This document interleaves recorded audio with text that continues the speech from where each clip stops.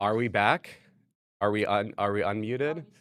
Let's rewind as if nothing ever happened. Welcome everyone to day We're so 4 back. of the We're Elgato so live back. stream. Wait, hold on. Oh. Oh, only Phil? That's okay. Yeah, that's all right. I got this anyways. No, welcome Hey, back my everyone. turn. Welcome to day 4 of Elgato week. We are back today with another product launch, this time Prompter XL, and we have an incredibly special guest that we're going to be talking to. But before we get into that, let's take a quick look at everything that has been going on here for since the beginning of the week. It's been a really fun week so far. We've launched a couple different things. Um, yeah, we'll take a look at those, including Wave Mic Arm Mark II, Voice Focus, Wavecast yesterday, and also Wavelength 3.0. That was awesome having Julian on there. So if you missed those live streams, definitely go back, check out the VODs, or you can go on our YouTube and watch them there as well. We also have launched a bunch of videos that go over all of the different product launches. So yeah, do we have? We're also still working on some technical issues right now that cropped up. So is Brito back? Is Brito back? I'm gonna show the. Yeah, let's do it. Let's take a look. All right. Nope, Brito's not back. Okay. Well, before we go on, I want to make sure that we get that fixed. So this is a live stream after all. Stuff like this happens. In fact, I think many of you in chat are also live streamers, so you probably have experienced this. So bear with us here. We had a cable trip situation right before. That's why you gaff tape all your cables. But yeah, we had a small cable trip situation. Basically, don't move. So is that the lesson here? Don't move when everything is working. Just don't touch anything, and then it's all good. But yeah, bear with us here. Tech team, do we need a quick restart as well? We can also do that if needed.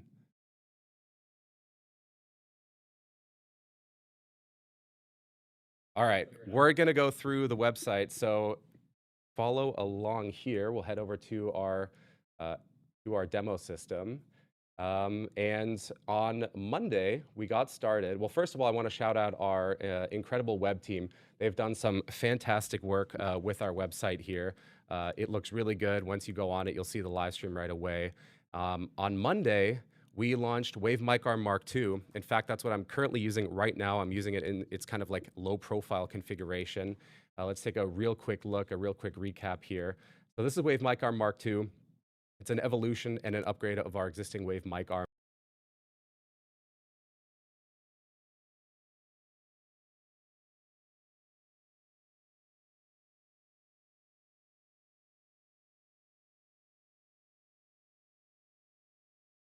Without needing any sort of counterweight on there.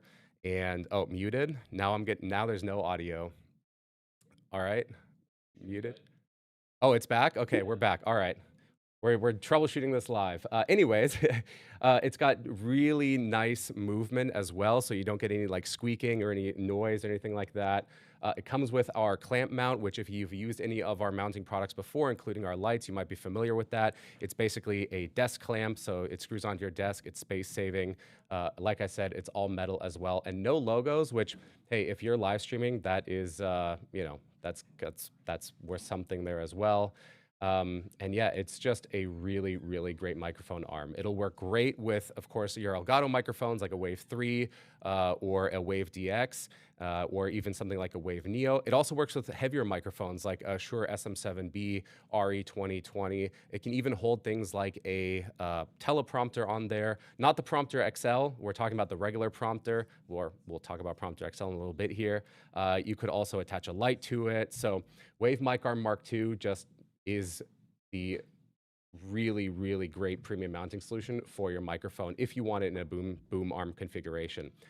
You can also see here, it does come with this low profile mode, which is really cool. So it's something that's completely new that we haven't done before, which is if you want that flexibility of having it come in under your monitor, you can choose to do that as well.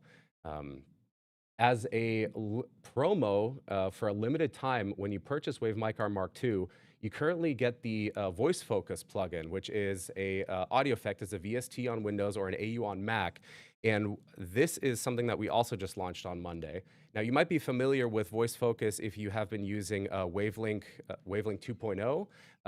And we got feedback that Voice Focus works really, really well on your microphone, and you want to use it on other mics. You want to use it when you're video editing in DaVinci Resolve, Adobe Premiere, or when you're editing podcasts in Audition, or just recording, your friends, maybe in Audacity, or even just applying it to something like your Discord or Zoom chats. And so you can now get, let's see here if I bring it up, Elgato Voice Focus. You can now get Voice Focus as a standalone audio effect from Elgato Marketplace as a VST. Let me see here, bring it up. There we go. So you can get it as a standalone VST or AU audio effect, meaning you can apply it then to any software, any microphone, any piece of hardware that you want to. You can apply it directly in OBS. You can apply it directly in any of these applications. OBS does need a little bit of help there because it doesn't support VST3 or AU natively, just a little heads up there. But yeah, this is really fantastic to clean up your microphone. In fact, it's on right now. We've been using it also in the past couple days for all of our live streams. So if you want to hear what it sounds like, there's also videos. It's, again, just a one-time purchase, and then you are rocking and rolling. And as I mentioned earlier, you get it for free with a purchase of Wave Mic R Mark II right now. So that bundle is really nice because it's kind of your... You get a new microphone arm, you bring your mic closer, you sound better, and then you get Voice Focus, which you can apply as a VST audio effect. So that was Monday, starting off the week really, really strong. Then Tuesday, we launched Wavelength 3.0 and Wavecast. Yeah, boy, I'm already getting all jumbled up here. But with Wavelength 3.0, we're essentially reintroducing Wavelength with an entirely new interface that now consists of a routing table. So if you want to, route audio from your different inputs into different output mixes, it's much easier to do that in this really simple way here. You can now add up to 5 output mixes. You can add multiple Elgato microphones. It's free for anyone to use, and the coolest thing is, not only is it free for anyone, but I mean like literally anyone. You do not need an Elgato microphone anymore. Anyone can use Wavelength 3.0 when it releases in beta next week, right before TwitchCon. So that is what's going on. If you have been using Wavelength, then you can check this out next week. If you haven't used Wavelength before, but you want to, then again, the beta is going live next week. We're super excited about this. The other thing that we launched is Wavecast. So Wavecast is an application that takes the audio from or basically sends it between 2 computers. So if you have a dual PC setup, historically you've needed an audio mixer, different cables, different solutions there that usually involve making expensive purchases to route audio from one computer to another. Now you can do it with Wavecast for a one-time purchase, just installing some software on 2 computers right over your network. It's lossless, it's low latency, it sends your game audio from your gaming PC to your streaming PC, and then it sends the microphone audio from your streaming PC back to your gaming PC, meaning you can connect pretty much everything to your streaming PC and your PC can just game and your streaming PC can just stream. I want to take a real quick break. I've had some stuff placed next to me here, something that was written. I don't know. The team will communicate or tell me what to do. I'm supposed to read this note. Am I supposed to read it? Do I read it out loud? Okay. Dear stream, I have been nerfed. Please welcome our guests, and I leave you my bucket hat in my memory. See you tomorrow to solve the mystery of where I've gone. P.S. Orange Glitter Wave 3 giveaway on X. Enter by tomorrow, burrito. That's what was written here. What am I supposed to do now? I think we're going to be back is what I'm understanding. Or no, just keep going? Okay, all right. Well, we are going to keep going. And I'm being told that we're going to head over to our guests. So without further ado, everyone, I would like to jump over and bring in Jeff Stegner and Harris Heller onto our stream. What's up? Hello. What is going on, y'all? hopefully coming in clear. Do you guys want to I think introduce I yourselves? request that that Phil Brito sit where Phil's seat is. But Can you she's hear me? missing. Oh, All you might right. not be able to hear us. I am. Uh-oh. No, I'm back. We're all good. Yep, we're all good. Okay. I can hear you guys now, and the stream should be able to hear me. So yeah. Anyways, Okay. So, Steggy, you're a familiar face. I think some people in chat may know you from our YouTube videos. Harris as well. Steggy, why don't you go ahead and introduce yourself? Who are you, and what do you do at Elgato? yeah, my name is Steggy or Jeff. I'm a product manager at Elgato, so I worked on Prompter XL as well as other products. Something that may or may not be talked about tomorrow on social media if you're not following us on Twitter and stuff like that. So, yeah, that is All what I do. right. And then occasionally I appear on YouTube videos. Just occasionally. And then we have our guest who, we say doesn't need an introduction, but I'm going to ask him anyways. Harris. Hey, how are you, Phil? I feel like we Good. got gypped. We lost Brito, but maybe What? next time. Maybe next time. Yeah. I no, think you have is to he- just like you should swap in and out throughout the interview and just like tag team it. we could do that. We could do that. I'm Harris. Good to meet you guys. I run the Senpai Gaming YouTube channel, and as I guess as it says underneath my name, I also started Stream Beats, which by the way is one word, but that's okay. Oh, maybe we can still get that Somebody is fixed. getting fired. Yeah. Yeah, yeah. It's probably Burrito. Keep her off the stream. Just kidding. Don't let her back on. All right, very cool. Well, it's awesome to have you both on here. We're going to talk about Prompter XL a little bit today. And to do that, I want to, let's take a look at the product page first. And maybe, Jeff, you can talk to us a little bit about Prompter XL and what it is. Yeah. So I mean, like, I feel like it is a very self-descriptive word that like the rest of our Excel products have been historically, where it is prompter, but an extra large version of it. Uh, so when you kind of take a look at it compared to our original prompter, it's extremely similar in both like kind of how it performs and you kind of know what to expect.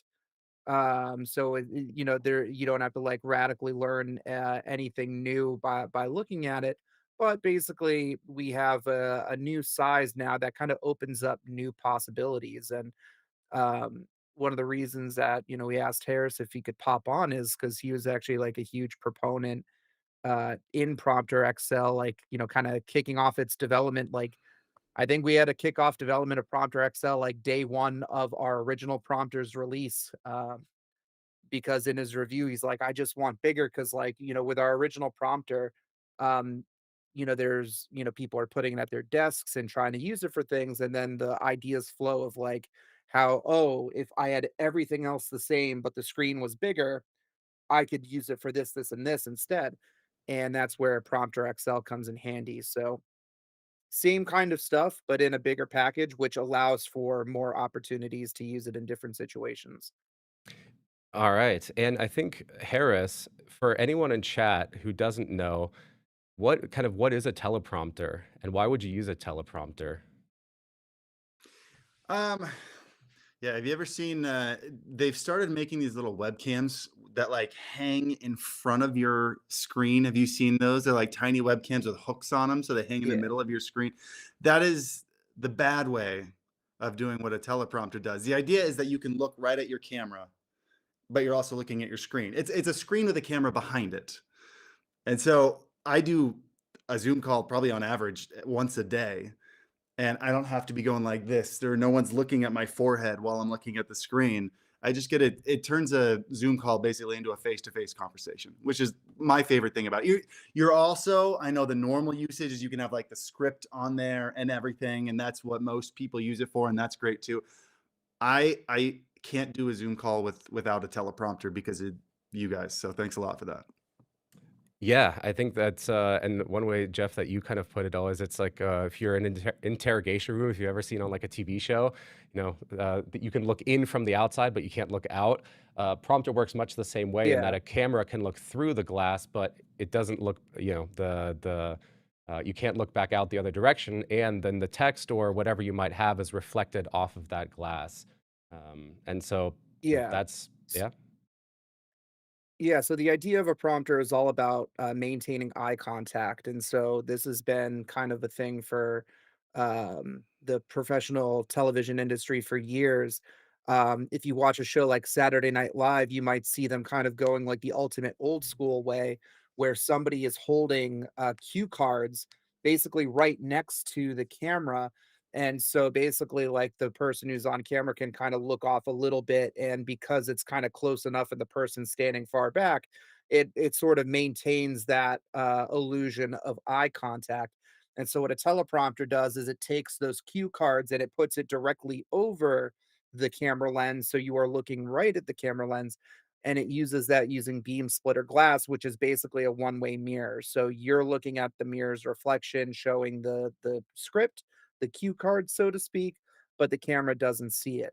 But Are you using one right now? the Are you using a prompter right Oh, now? yeah, I'm using a Prompter XL right now, and, usually, usually I have, like, the normal prompter a lot closer, and I use, like, wider lenses and stuff, which doesn't give me quite as much background blur, but because I'm using a Prompter XL, I'm using a 50 millimeter lens here, so I can have, like, my background be blurry even though it's just, like, a couple feet away, which gives me good separation. So, yeah, I'm looking at both the Twitch chat right now, and then I also have our little video conferencing. I have them sort of side by side so I can maintain eye contact because what we found, and actually a lot of this kind of went back to Harris's community too, because we saw people starting to use prompters with Twitch chat, and we sort of looked at all the different ways that teleprompters could be used, and that kind of like gave us this idea to make like this kind of optimized for connecting to a computer prompter with the single USB cable that you could hook up for your Zoom calls or your Twitch live streams or for your YouTube videos. So, kind of no matter which, whether you do a little bit of all of them or just kind of only need it for the one use case, these prompters are really great for serving that purpose. All right. So we've talked a little bit about kind of what a prompter is and does. So what makes, I think, also Jeff, what makes Prompter XL special? We've had Prompter for what, like 2 years, I think, at this point, or even three Yeah. years. And what's different besides just the XL name, which I think is somewhat self-explanatory, but maybe you can walk us through kind of what's the difference between Prompter and kind of Prompter XL. Yeah, so basically they're again like the how you use it ends up being very similar, but then there are some like quality of life updates that are really handy. So like for instance, the screen is now removable as well as the beam splitter glass. So it's like this is actually something that I kind of run into a lot. Even if I don't use a prompter in a while, when I just kind of leave it in one space, it can kind of collect dust, and like especially if I take my camera off to use it for other things, I should put something over the hole in the back to like not let get dust inside, but sometimes you just do it, and it can be a pain in the butt to clean. But with Prompter XL, now it's easily removable, so you can clean both both sides of the beam splitter glass. The monitor is now removable and just kind of docks on right with a magnet, which is like a huge quality of life improvement. So like if we're going to try to have some accessories coming soon that you can use the monitor kind of like on a little desk monitor stand if you want to just use the monitor as like a normal thing, as a normal monitor. And then when you want to go into like a Zoom call, you can just take that monitor, you pop it off the magnet, and then put it on the prompter one instead.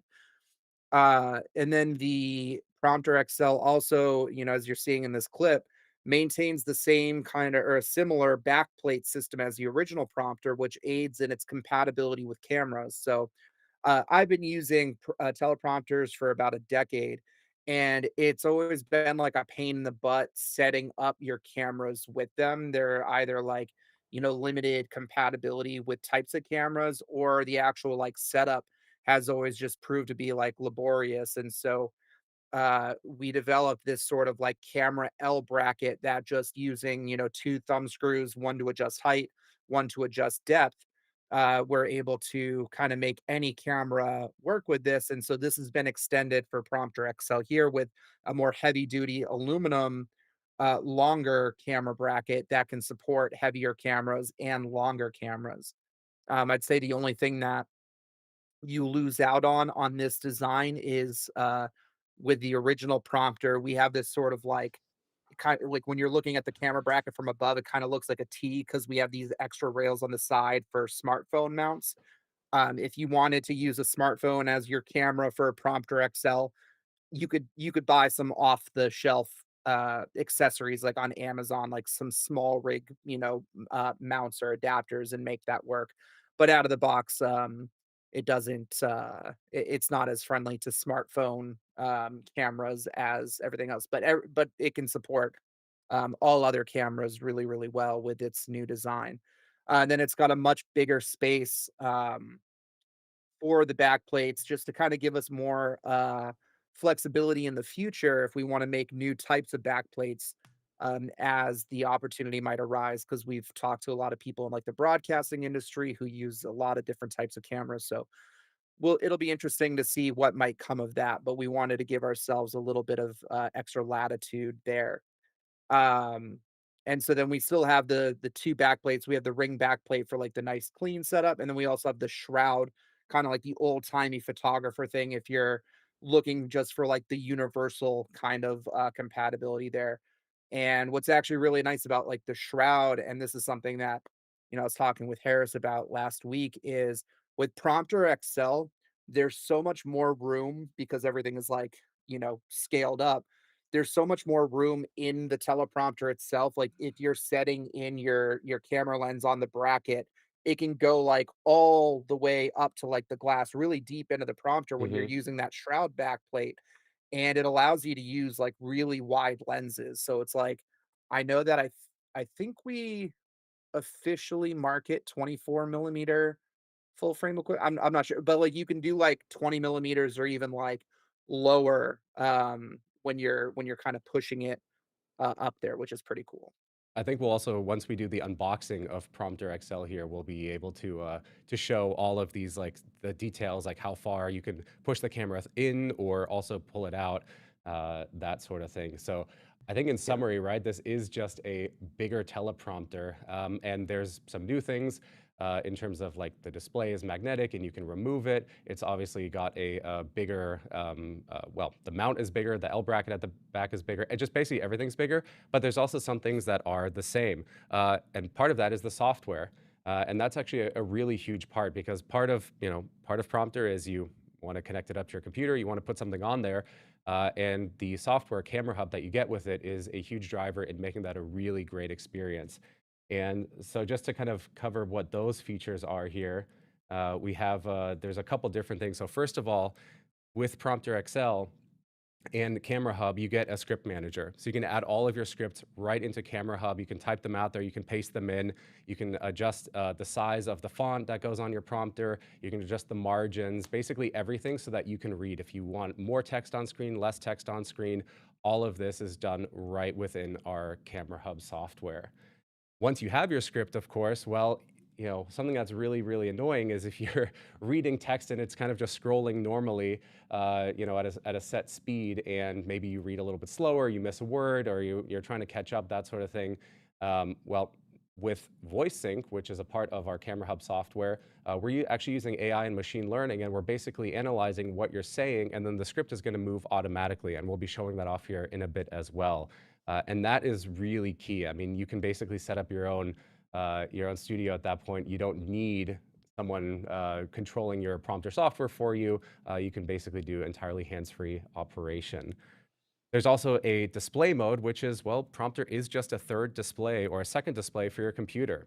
So if you, the first time you plug in your Prompter XL, it's just going to show up as another monitor. You can move any window you want on there. In fact, Harris right now could just be watching a YouTube video because we're not letting him talk or say anything. So, he could be doing that. That's a really good idea. Why am I not doing that?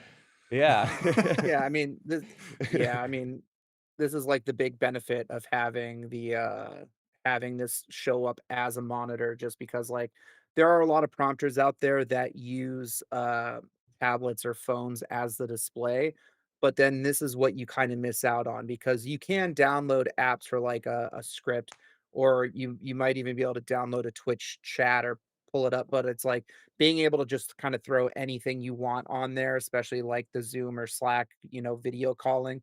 That's where a lot of that stuff kind of like hits that wall where prompter is able to do so pretty easily.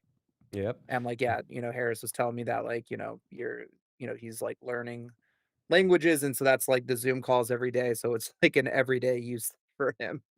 I think that's actually kind of a great segue. Harris, since we have you here, um, we Jeff just mentioned learning these languages, and when you first got your Prompter XL, what was kind of your first reaction to it? I mean, I think you had been Well, begging us for something like this for a while. am I allowed to? How secret is when I got it? Oh no, Can yeah. I? This is like the worst kept Leak it secret all, ever, because yeah. it was in like 4 videos Yeah, of you know what I mean? it's been in And like all of them. we had Prompter XL at last year's TwitchCon, so it doesn't matter. Yeah, yeah. So that's when I first saw it, was at TwitchCon, because I'd been asking for it for a while, and then TwitchCon last year, there was kind of in the back of your booth, you had the big prompter, and I don't remember who I talked to. I said, "Hey, how many of these do you have, and can I have one?" And that's been Yeah. like, when my wife will bring friends over and they want to see my workspace, I'll like show them this and I'll say like, yeah, the company that makes this, they have 2 prototypes and this is one of them. And that was nothing else I say will mean anything to them, but like I say stuff like that, like, whoa, oh, like I felt really cool saying that. Yeah. But no, I begged him for it. I begged you guys for it at TwitchCon last year, and it's been the same way. The original prompter was my favorite thing you guys made when you dropped it, which I saw like a year and a half prior there when I came to visit your office, and I kept hitting you up like, when is that coming out? When are you releasing that? I never knew I wanted a prompter until I saw yours. And then I saw the XL and was like, when is that coming out? When can you send it to me? Can I have this one? Any chance you get this one that's at TwitchCon? Can I have it? And there, this is it. This is the one at TwitchCon.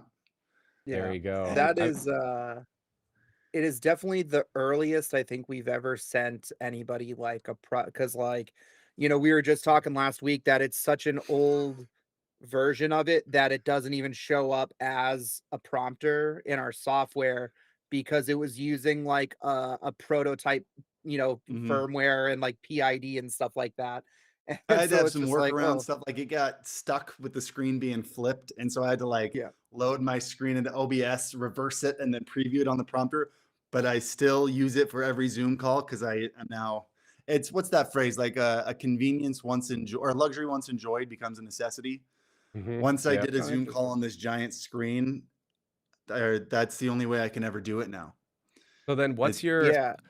of the of the various different features that you get with Prompter XL, what would you say is kind of your favorite one? If you had to boil it down to one, which I don't know if that's possible, but if you had look, to.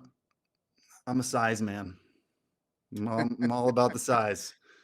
I knew the joke That's would come up sometime. I mean, look, like it's one thing to be like, oh, it's a bigger prompter, but like having a bigger prompter changes like 5 things. Like one, with the small one, you couldn't move it very far away because then you couldn't read the screen very well. And so you had to have a wider angle lens. But now with the larger screen, I can either have it up close and I can have this massive screen, or I can move it up to like 6 to 10 feet away. It's still legible, and I can have a really nice long, like put a nice long lens on there to do what Steggy's doing right now. Yeah. Or if I'm not using it, it's now a full HD screen, and I can, if I'm doing working on a thumbnail, I can throw something on that as a second screen, and it's more than just a prompter now. And the small one, I could do that here and there, but Mhm. like it's basically just a second monitor now when I'm not using it as a teleprompter, which just the size alone makes it twice the device or 10 times the device. So I'm a big size guy. And I remember you had to slum it for a while, because that early prototype, what took a while for us to work on was, when you're, making like the 9-inch screen or whatever, having that kind of powered over a single USB cable, somewhat simple, in terms of like the power consumption. But then when you double the screen size and you're still trying to push that screen with USB power, I remember those early units were kind of dim, and you were pointing out like, "Hey, this is like the screen's a little bit dim compared to the original prompter." And then I'm like, "Oh, well, you have the new one, like the retail one. Have you plugged this in yet to see?" Because we worked on this power consumption, and now it's brighter than the original prompter, and it's like a You night and didn't even day ask me. difference. I just said this is brighter, isn't it?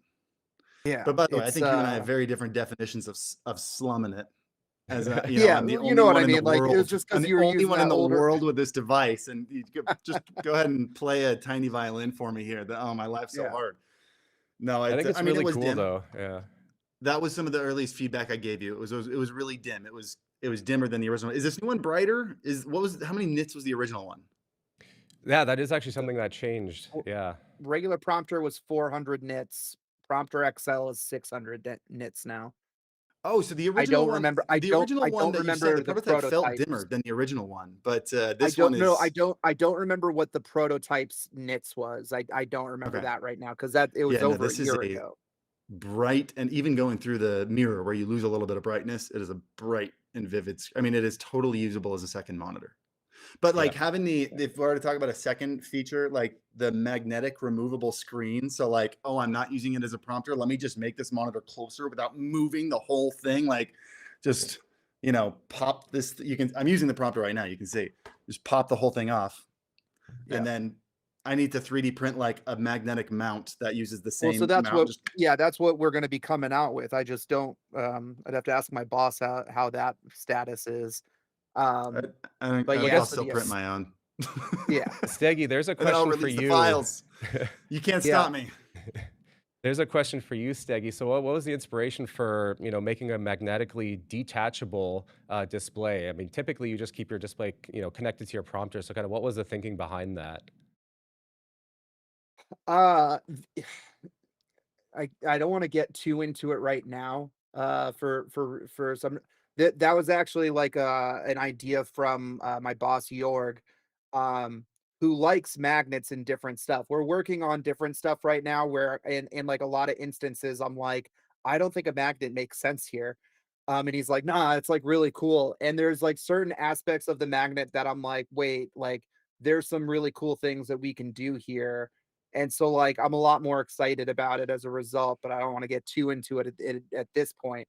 But, yeah, it was kind of like, just to kinda make the setup easy, and it's like a nice, like, kind of premium experience thing without, like, yeah, it was kind of like the coolness factor, so to Yeah. speak.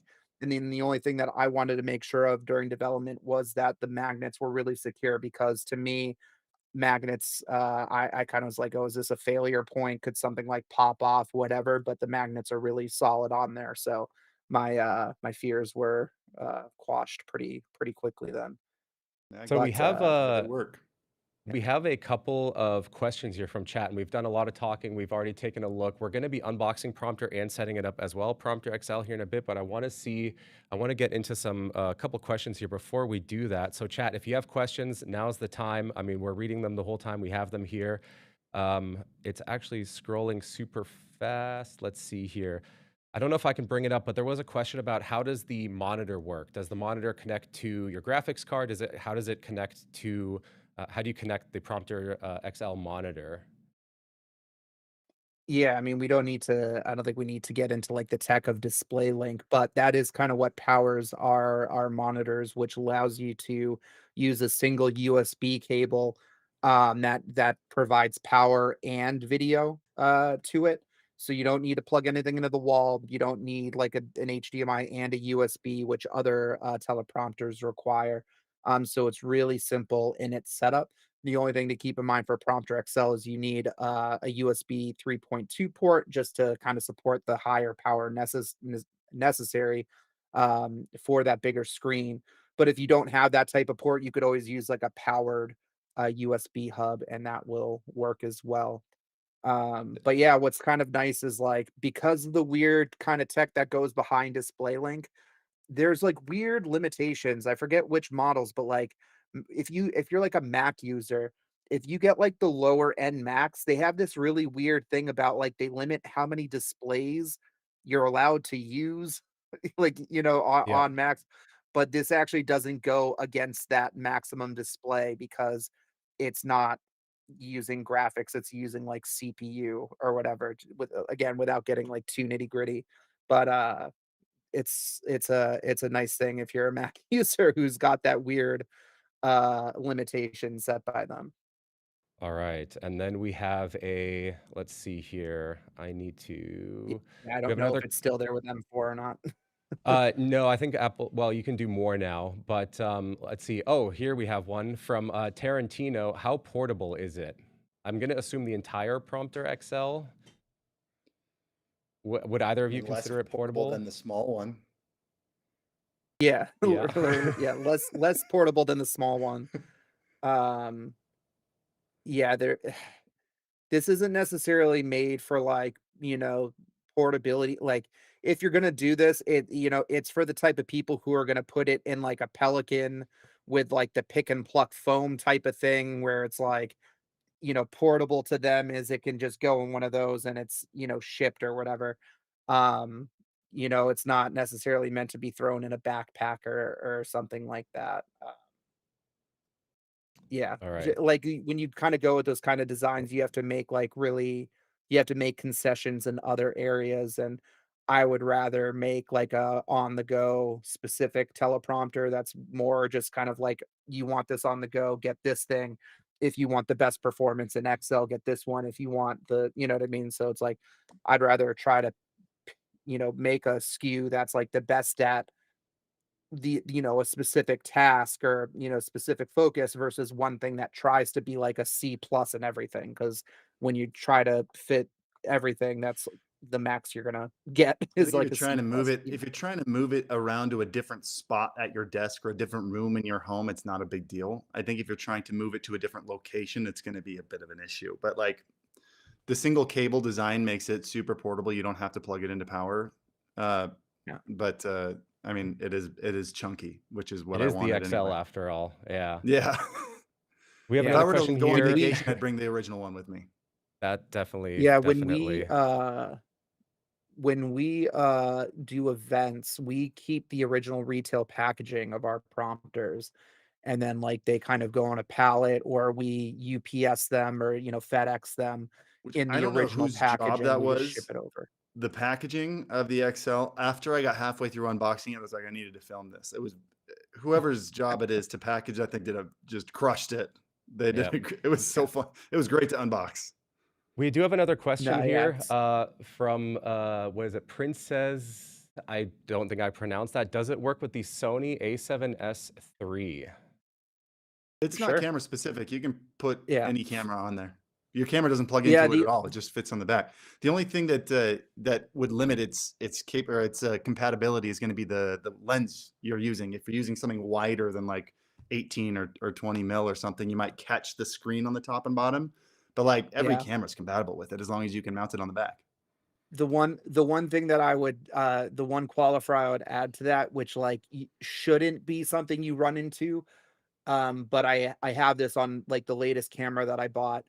The rail for the camera bracket, so like pretty much 99% of every camera has its tripod thread centered to where the lens goes, so then it's centered in your prompter. If you have a camera where the tripod thread is off center, then your camera's going to be, so you might need to get like a bracket or something. I have like the Fujifilm XM5 where for whatever reason their quarter inch is like an inch to the right and it's like the weirdest decision ever. But like again, that's it, you can kind of just drag like I have like the Twitch chat right now on the right side of my monitor. I could always just like, if I'm doing like a script, I would have it centered on Prompter XL right now. But if I needed to, I could always just shift it a little to the right so I'm making that eye contact. So it's actually not that big of a deal, but that's just one thing to keep in mind. All But yeah, right. We it's have, the lenses that's like the main thing you have to look out for. But the bracket itself is 22 centimeters of clearance with the lens and the up to the tripod mount. And then if you're using the shroud, I think you actually get like 30 centimeters. So like you'd be hard pressed to find a mirrorless camera and lens unless you're using like a 70 to 200. That's the only lens I think like might Yeah. like maybe you'd run into that kind of limitation like once you get into those like real telephoto like sports lenses. We have another question here, and we'll also show this during the unboxing. But will it have mounts for a mic? Here, I brought this. It's got, Oh, you can see it's got a rail on top where you could put, I think Elgato, you guys have an adapter for like this to 1/4 inch. Yeah, it's a Or cold if you're shoe using mount. a Yeah. microphone that goes on top of a camera, you can just slide that in there. So yeah, Yep. it's got that rail on top for it. all right. And then next, can I use? Lady Vic asked, can I use a fisheye lens? Probably, How actually, right? wide? Because you can push the You camera into it more, into the prompter. there is still a limitation because the thing is, even though Prompter XL is bigger than Prompter, you're also expanding the hood that goes forward like that. So like it is a very similar, if not exactly the same field of view support that the original Prompter has. Except the thing So is, the okay, thing, like if you wanted to get creative with it, you could like slide it up further in the glass and like kind of have it aiming down and like it's yeah, bigger, so it's more if you aim flexible. high, it But fisheye is well going to the be pro pushing it. You yeah definitely with the fisheye you problem can get that a you little run bit in into there. there The problem you run into there is it'll catch the bottom display because the bottom display also Yeah, of kind of comes course. out. You'll get a little bit of it. So if you're willing to be creative, which like Harris is like, if you've seen his stream, he I mean, you love wide angle lenses, but like what I love that you would do is you would do the cinematic aspect ratio by just cropping in. So you'd get like your 16 mil Mhm. full frame lens, and then you're like, I'm just gonna chop the top and bottom off. Who really Mhm. needs it?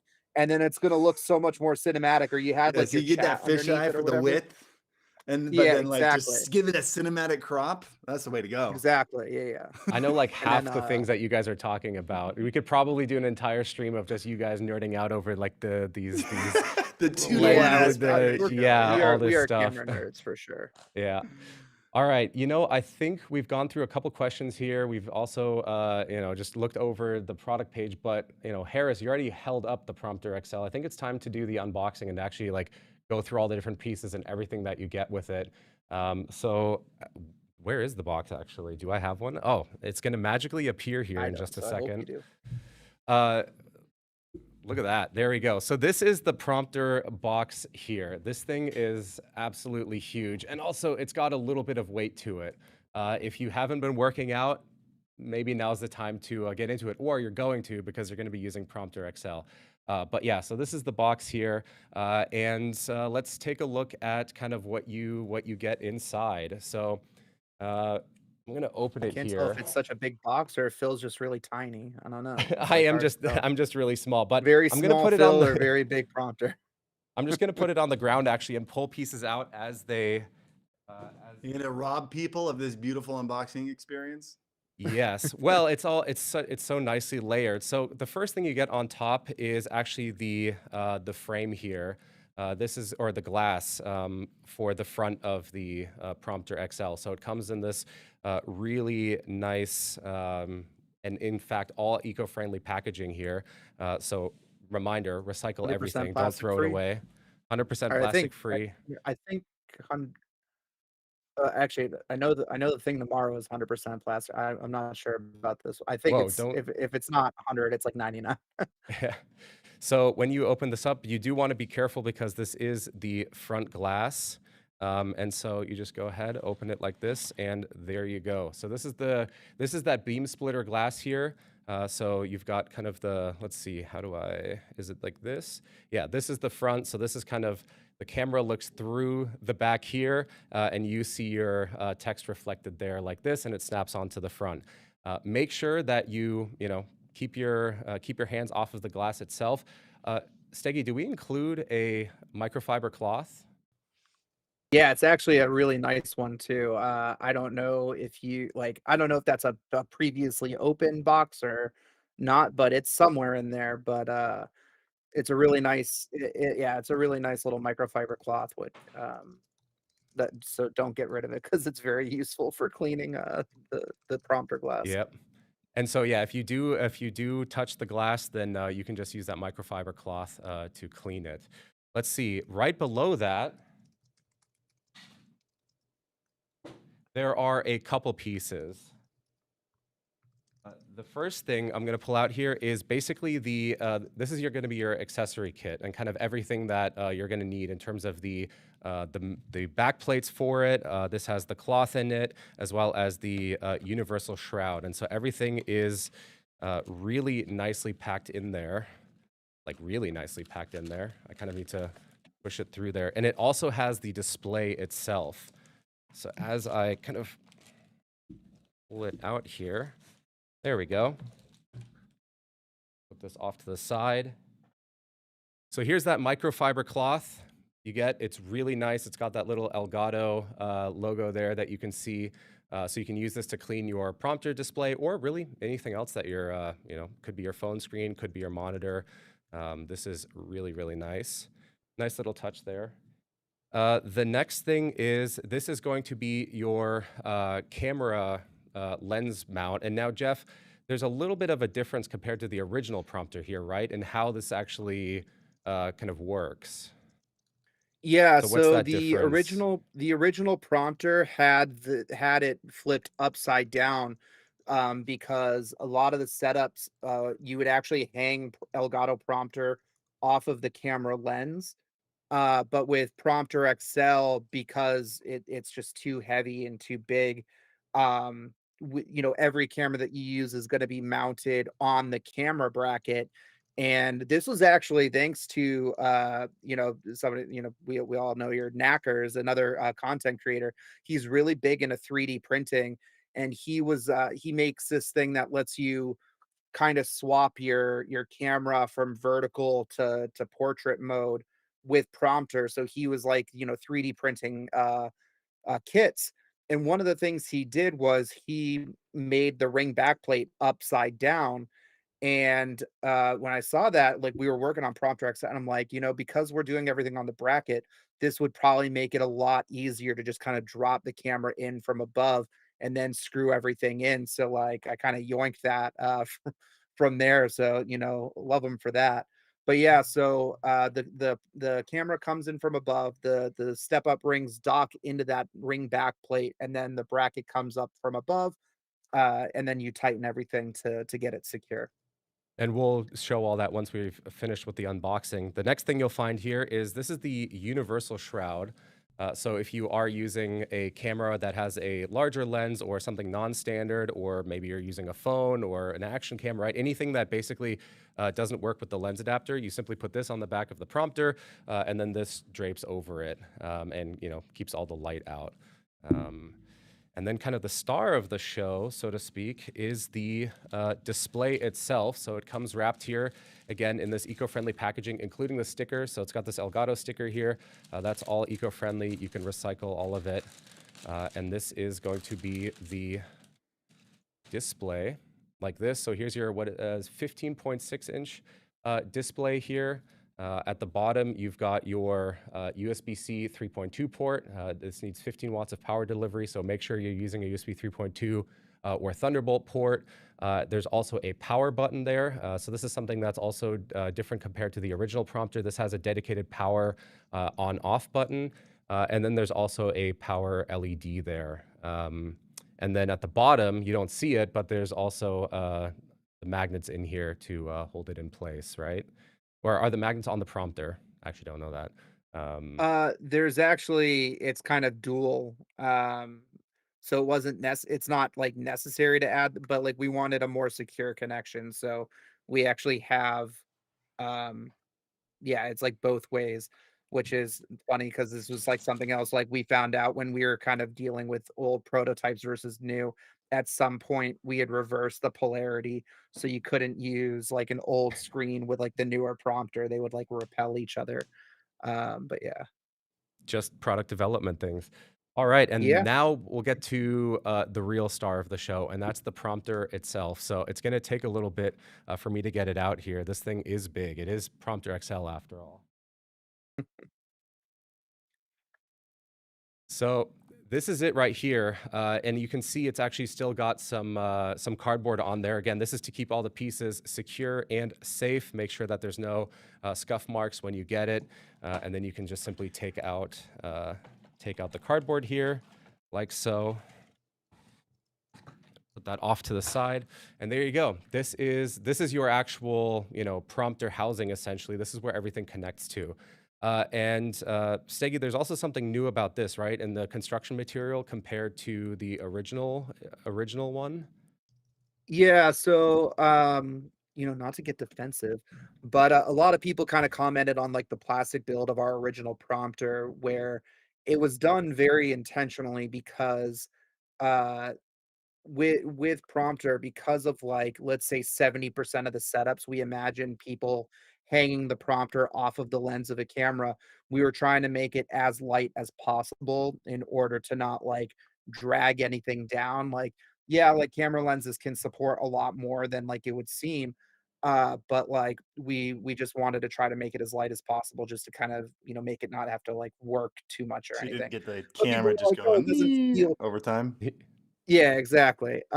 So we have like the outer body of Prompter XL is similar to Prompter. However, there's actually a metal skeleton inside. And this is like kind of the challenges because it's like when was regular Prompter release? Was that end of 2023? You'd think that like just saying like, hey, hit, ×2 in Photoshop, like make everything bigger. That's all we'd have to do to make a Prompter XL. But like as you scale everything up, like I was saying, like how do you get brightness in a 15-inch display, the same as like a 9-inch display because you're naturally going to lose some.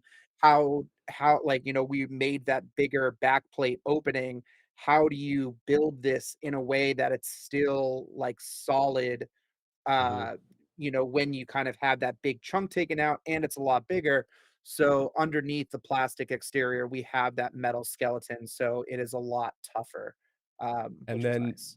So there's one more piece that is pretty critical that I'm currently missing because this was a box that we had reboxed, which is the metal L bracket. So the team is actually going to go grab one right now. But in the meantime, I think we can show how you start assembling the Prompter XL. yeah. And really the first step of this is going to be the screen. So I'm going to grab the screen here, and it's basically, it kind of snaps on, but it really does require quite a bit of force. We had some early people using it, and there was some feedback around, oh, it's not quite properly on there. You do want to press quite hard, and you'll hear like a really satisfying snap. So I'm just going to go ahead and do that here. You probably won't Something hear to it because keep. obviously we try to, we don't want that. Yeah. We're using voice focus right now on the mic, but when you set it up, you'll definitely know when the display is in. Yeah, so something to keep in mind, Phil, is so the units that we had for these kind of setups where it felt a bit stiff. That was the pilot run of units, like the 50 or so units we did for internal and uh seating for YouTubers. So it's like you, me, and Harris will have to press harder, but when it comes to like the mass production, like retail units that are being sold right now, it should be a lot easier because that was one of the things that we had kind of had to tweak at the last second for production. I'm definitely struggling. I tried to be all cinematic and smooth and do it. I don't know if I can be all No, cinematic and smooth you're gonna while have to doing use some this. elbow grease on the. I mean, again, Yeah. product development things, but yeah, this is not a. This has been addressed for the retail units that people are buying.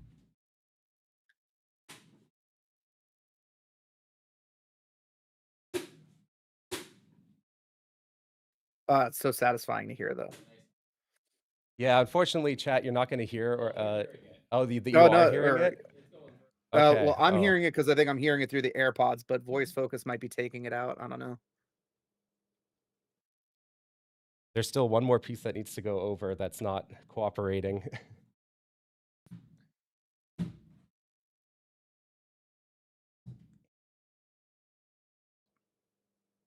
Hey. Yep. That is Do we need all. Burrito to come back to do that and maybe open a jar of pickles for Maybe you, Phil? we do need Burrito to do that. Darn. Yeah. Ugh. Oh, look, and here she is. Let's see. You can also getting ready to train, doing the Rambo montage. All right. Do you want to give that a try? That piece right there. I may just also need to take it off. I tried to, yeah, I think I need to, I tried to be cool and cinematic. Okay. Brito's gonna go do that, I guess. While she does that. Product expert, by the way. Yeah, while she does that, let's take a look at the L bracket. Now, this is also something that's changed compared to the original prompter. Since obviously you're gonna be mounting larger cameras, the prompter itself is larger, you are going to have a metal L bracket here, and I always get tripped up because I'm like, wait, this is metal? It's incredibly light. So, Jeff, what are kind of the details here? What did we do with this L bracket? Yes, I mean, this is actually it's funny because this was actually like very similar to one of the early designs of the original prompter bracket, but like because we wanted to add smartphone support, we had to like change it. So this is kind of like going backwards in a way, but then with the beefed up materials. So instead of plastic that's made out of aerospace grade aluminum, I don't know the difference between that and your run of the mill aluminum, but my boss tells me it was worth it. So we went with that. But yeah, so it mounts the same way. You use a thumb screw to secure it in both the camera on the horizontal rail, and then the camera bracket secures the prompter with the vertical thumb screw, and it's super easy setup to support any number of camera sizes and types. Um, yeah. Yeah. Harris, have you, with all the cameras that you've tested, they have all been compatible with this bracket? Yeah, it's pretty standard run of the mill. I decided to add a little upgrade, which I think is my favorite Oh. upgrade on it, which is I put a little, it's like a $15, $20 ball head. I think it's a small rig one. I don't remember, but I actually screw a ball head on there so I have more flexibility when I like push it into the prompter. I can aim it exactly the right way, and then also that means I don't have to like unscrew from the bottom to take the camera off. Just a little quick release plate, and I can use my camera somewhere else. Yeah, I use a quick release plate. Mhm. Quick release I was plates are trying to I've see. used a quick release plate since the original one. It's a total game changer, just being able to pull the camera on Yeah. and off super fast. But with the big one, because the hole in the back of it where the lens goes is so much bigger, I'm not like finagling it anymore. So yeah, having a Yeah. ball head or a quick release So a plate. little pro tip there then, I guess. I hadn't even thought about that. That's pretty cool, No, actually. yeah, so, like, as long as you get the quick release plate that lets you come in directly from above, because if you're using the ring back plate, because like, Harris, you're using the shroud on 99% of your stuff because you have those Mhm. bigger lenses, like the bulbousy kind. But, when you're kinda docking in the camera from above with the ring back plate, sometimes, like, if I can't, like, see, I have, like, that I don't have the best coordination for the thumb screw underneath it, and so if I'm using the same camera and I'm taking it on and off, of the prompter and it's, like, the same position, I don't like I can just leave everything the way it is. I just press a button on the quick release plate, I lift it off, and I'm good to go. So it's Yeah, a that's another thing. You don't have huge. to worry about putting it in the same spot. It always goes in the same spot. Yeah, That's exactly. All right, so huge. there's a couple more things to show here. The first is the USB cable that you get with Prompter XL. So it's a very similar style. Oh, hey. Hello. She's All checking right, your speed.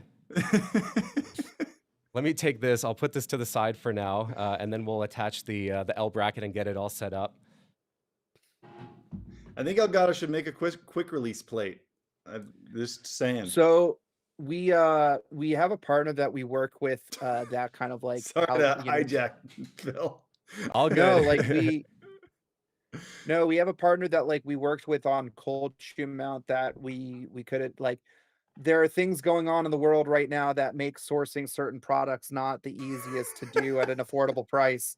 And so like it's rather than like charging $50 for something that should be 20, uh you know what I mean? It's easier to just kind of like recommend Mm, recommend quick release plates because checks out. yeah, it's like They're so when it's cheap something too. like They're that so simple, cheap. Like we're it's not like such a innovating tiny like upgrade that totally is a game changer.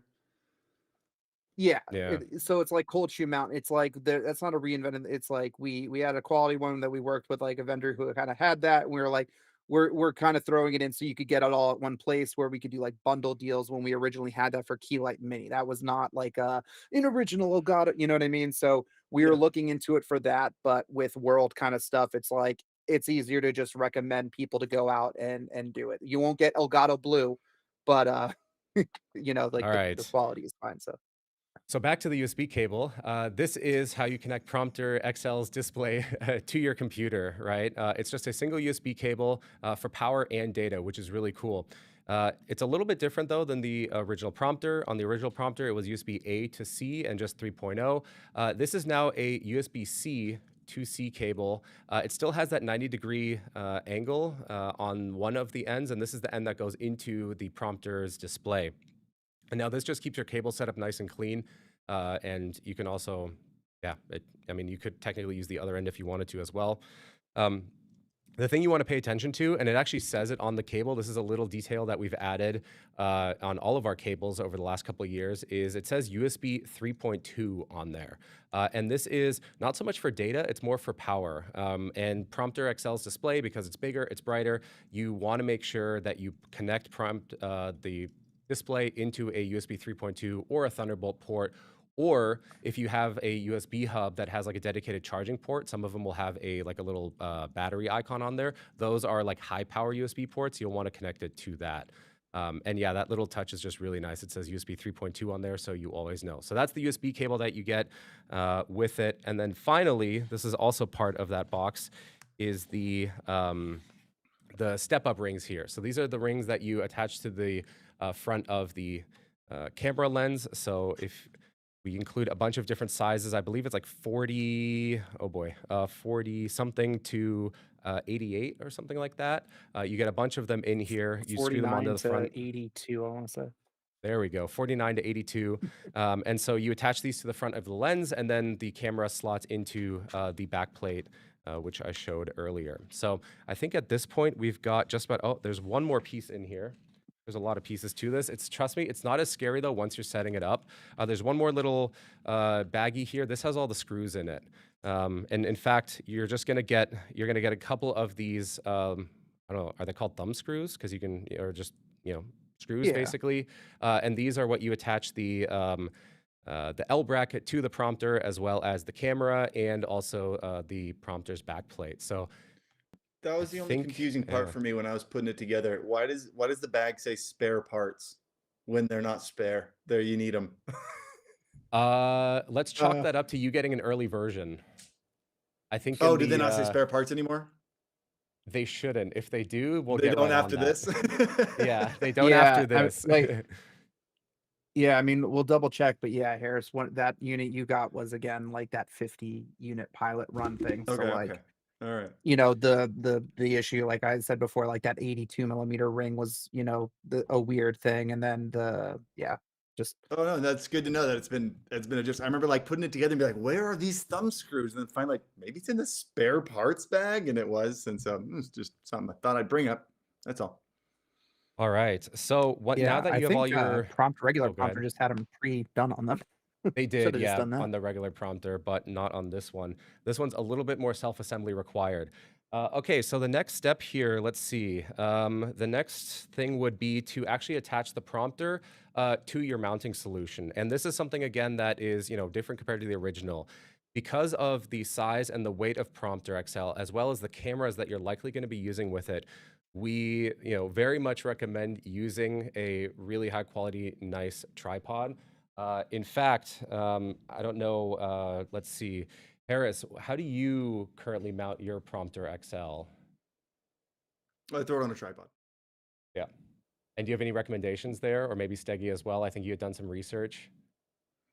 It's not like a thick, like a big one, but it's not like the tiny cheap ones that you can get for super cheap. I wanted something. I got one that has a handle and like a liquid head, so I can like lift it up and down really easy, like not like the ball head that can go around like this, but like the single direction rotation. So because lots of times like I'll move it, I'll slide it, and I'm like, oh, I wish it was aiming a little higher, but I don't want to accidentally make it sideways when I rotate it. So I think for me, that's another kind of pro tip is like get a tripod that has like a single axis rotation so you can aim it up and down a little bit. It's Yeah, important to find it's it. I did the yeah, we'll have an article coming out soon. Like this was actually kind of an interesting one that I purchased. This is from Photo Pro. Um and it's a tiny tripod, and so you can actually like have this lower through like, and so you can actually have your prompter XL on your desk pretty low, and even though this ball head is quite small, it can actually hold it solidly enough. So this one is really is a really nice one. The what Harris is saying though about the ball, like, you know, I have another, like, basically this, but larger, holding up my Prompter XL right now, and, like, I would, like, set it up, I'd go in my seat, and then I'm like, "Oh, my prompter's like this, and I need to go and fix it," because like, the ball head, because it gives you so much rotational movement or whatever, it can be, like, annoying to get it, like, perfectly level, whereas, like, a fluid head might be a little bit easier, or anything that Yeah, has, like, one of those, like, leveler, like, the little bubble things Yep. probably makes it easy to make sure All you're right. level. So yeah, let's mount the Prompter XL then. And in fact, we have one of those. We have a Manfrotto tripod here, and that actually has one of these. You can see like handles here for kind of if you want that smooth left, right, or up, down, rotation on there. In this case, this tripod includes a really nice just the rail that you can, or basically this adapter piece. I don't know what to call it, but you basically attach that to the prompter first, and then you can slide that onto the tripod. So I'm going to go ahead and do that. Yeah, it's a quick release plate. So the yeah, I mean, like, this is, like, where we imagine, like, you you could maybe call these types of tripods a little bit overkill for a Prompter XL. However, what I would say is that they do provide, I mean, like, Prompter XL is not a cheap product, and you're putting an expensive camera on there. So the reason why you might want to go with like what could be considered overkill bigger tripods that might be like 2 or 300 bucks is because they have more stability and have more weight that's like more evenly distributed. Because when you have the tripods that look like these, obviously bigger than this, um, they can hold it and everything, but because these are so lightweight and metal, your setup becomes really top heavy. And if you have somebody that like bumps into things, like, we were just talking about how at the beginning of the stream, somebody in the Elgato studio tripped over some cables and that caused some headaches. Imagine if somebody were to like knock into a tripod. If you're using the tripod that Phil's using right now, you're not going to knock it over. Whereas, like, with these types of things, because you have like a really heavy item on like a lighter weight thing, you could potentially knock it over. So just something to keep in mind. And so, yeah, there was a question right then in chat. What's the tripod that Phil is using? That's it's a Manfrotto one. I'm honestly not sure what like the model name or the number is, but essentially, you do want to make sure that you just have a very sturdy one. Like Steggy said, we're going to be putting out some content as well around that because weight is a consideration. If you have a very, basically like a smaller one that's maybe just for a phone or something like that, it probably wouldn't work just because the Prompter XL is heavy. And also, it's something to think about if you're using a camera that's further back. If you're using a long lens, then the weight distribution is different, and so that is something to keep in mind here when you're using the Prompter XL. So let's see, we've got it on the. Do we have it on the tripod? Oh, let's see. It is. Bill just needs an assistant for everything. I do. I do. I I was do gonna just give need an you a pass assistant. Yeah. for the clip thing, but man, getting it on a tripod, it's like you could have done that, man. Let's see. Phil Harris. Let's see. There's a question here from Ali Zarp. I hope I said that right. Can a Elgato cold shoe be strong enough to carry Prompter XL? Uh, No. no. No, I would The not do, because here the problem is this: you're not only talking about weight, you're talking about size and weight. So like if you think about a lever, because like where the cold shoe is mounted, and then you have so much more weight on this side or that side, it's placing more force because it's a little bit farther away. So like, yeah, you don't want to do that. You can use cold shoe mount on the cold shoe rail of Prompter XL. But yeah, that's. Yeah. I think I actually, because I'm You'd have to tighten that thing really, really tight for it to not yeah. Yeah. I don't sag. remember if I And I used a don't think it's cold gonna shoe mount or happen. if I used a static one, but I do remember sending somebody a size comparison, and I slid regular prompter on the cold shoe rail of Prompter XL so you could see like up and down, like, oh, this is what the sizes are like. So we have another But I question don't remember if here that was. before we get back into setting up the prompter, which is what's the best way to clean the prompter screen and the mirror? Well, we kind of thought of Yeah. that ahead of time, and it includes this incredible microfiber cloth. It's got that little Elgato logo there, really nice, really premium microfiber cloth. It also works for other devices as well. So if you don't have a microfiber cloth, then, well, now you do. But all What right, check this what out. I would Oh, go ahead. say what I would say is this: if you want like the official, like as a camera nerd kind of thing, there's like 3 levels of cleaning you might need. The first one, which is like the ideal way, you kind of have to buy something separate, but it's like $6 on Amazon. It's called a rocket blower. Most dust is like not like attached hard enough to where you can just like use a little squeegee of air to blow it right off. And in that case, you're not kind of creating any streaks or anything like that.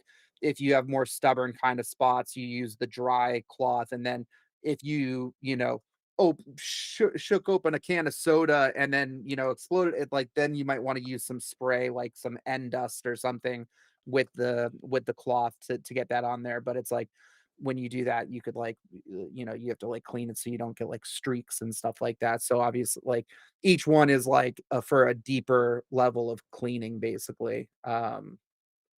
Yep. All right. Let's see here. So I want to get through the last bits here of actually just attaching, basically completing the prompter, and then we'll get to the camera and all of that, as well as some more questions for Harris. So chat, we do have a special guest here. You see him. He's right in front of you, Harris Heller. If you have any questions for him, now is also an opportunity to get those in. If you have questions about the Prompter XL Please, or just for Harris himself. please, please, somebody say what's the best way to grow my Twitch or YouTube channel. Follow for follow, of I It's a course. want to know if he valid still has the question. Stream Deck button. Follow, follow. The best way. Best way to go. All right. Of course. I'll So do it. while chat gets those queued up, let's take a look at how to mount the Prompter XL's display. And that's super easy. So when you have your prompter on your tripod, and I'm actually going to rotate it, pull it a little bit closer and rotate it sideways here. It's just magnetic. You can see there's a little base that you simply attach it to, and it kind of slots in. It's almost like MagSafe on your phone, or if you're using something like that, it kind of guides you. So check this out. Are you sure you don't need Burrito to do this for you? There you go. And that's how easy it is to Woo! attach the display. And also, I heard that, Jeff. But there you go. So now you have Prompter XL. You're almost ready. Not quite yet, but you've got the beam splitter glass on there. You've got the display on there. If you want to take it off, also super simple. Just take a little bit of force and just kind of pull it off. And now this could act as like a second monitor, a third monitor. Yes, it is quite the big boy. It is Prompter XL after all. Voice focus is really removing the satisfying thump that you get when you snap it on it. Oh, ooh, yeah. that is it super. goes right That in is place, dude. There's no that wiggle. is super. It just Yeah, sucks it it's, right onto there. That's nice. Yeah. Yeah, and so then the next part of this would be the L bracket on the back. Or actually, well, before that, it would actually be deciding on which of the back plates you want to use, right? So we have the universal shroud one here. This is if you're using a camera lens that may not fit in one of the lens. What is it? The step-up rings that we include, or you're using something that doesn't even have a lens, like say a phone or an action cam or something like that on the front of it. Then you can use this. But what we're going to use today is we're going to actually use the basically the DSLR backplate here. That's this one, and we're going to attach that first, and then we'll attach the L bracket. So you use some of the included screws.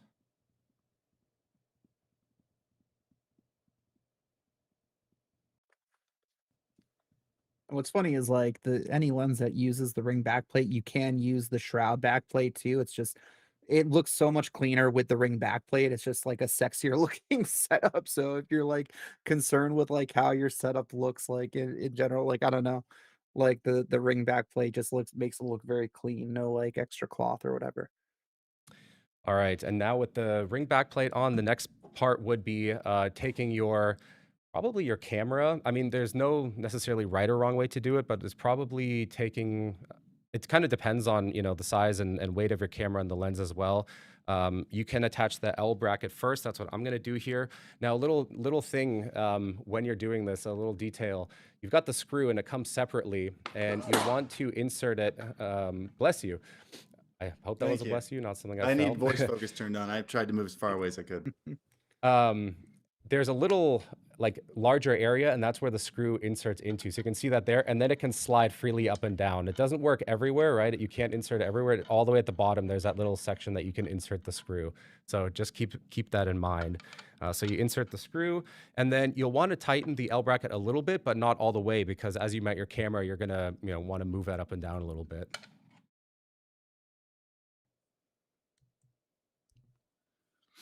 That stays in place. So now you're almost ready. At this point, what you would need is the camera as well as the step-up rings that you are going to use on the front of your lens, depending on what the size is there.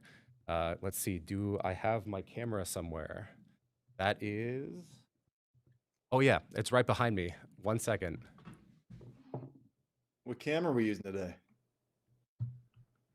That is Fisher actually a Price. great question here. What we're using is a Sony A7 III. That's this guy right here. And we have a, what is this, a Tamron 28 to 75 millimeter f2.8 lens on there as well. I sound like I know what I'm talking about. I'm not a camera person. I just read that off of the lens. Yeah. So you'll just need 67 millimeters for the step up ring. all right. And then the step-up rings. So usually it'll tell you, right? Is the size indicated? It is usually It's indicated. on the Yeah, front. Usually on the front of the lens. Yeah, by the it's on the glass. front of the lens. Yeah, around Okay. but it's 67. 67 millimeter. All right. So let's see here. Yeah. Grab the accessory kit here. And then this should also, let's see, 49, 50, 72. It's one of these. They're actually rotated in here, and it should tell you 62. Then this would be 67. There you go. All right, 67 millimeter. Remember, guys, get your questions in as well for Harris. We're going to start quizzing him in just a little bit here. Let's make this trivia. Yeah, exactly. Quiz me. So you have your lens, you have your step-up ring, just insert it, and you obviously want to be careful to not damage your lens or anything like that, but just insert it into the threading and then kind of rotate that until it's, securely in there, like so. There should be no movement, no wobble or anything like that. The next part of this is make sure you have your other screw, and then this goes into the bottom of the L bracket, like that, and that kind of sits in there. And then you'll take the camera, and I'm going to stand up for this one. You're not going to hear me because because of the mic, but I'm going to go ahead and just finalize the setup here. You basically insert the camera, and then you fasten the screw from the bottom, as well as then tighten the L bracket. So let's do this.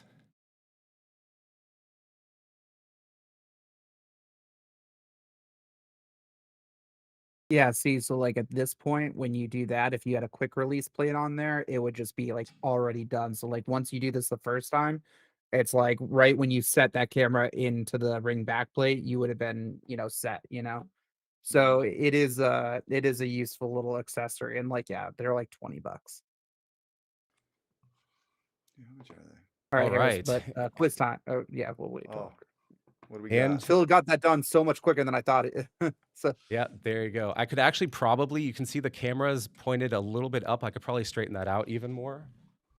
yeah, so to do that, you would just loosen that, lift up the bracket more, and then tighten it. Easy There we as go. pie. And that's pretty much it, right? At this point, you hook up the USB cable to your computer, as well as obviously you can like start recording with your camera, or hook up your camera as well to your computer using something like a cam link, and you're kind of off to the races. We can take a look at Camera Hub as well here in a little bit, but yeah, that's Prompter XL. And then, It is and then if you want to showcase, Phil, if you loosen the horizontal thumb screw, you can show how like when you because like that's a zoom lens. So when you zoom that lens, it extends like the barrel does, and so that extra length of the camera bracket is able to support as the lens extends as well.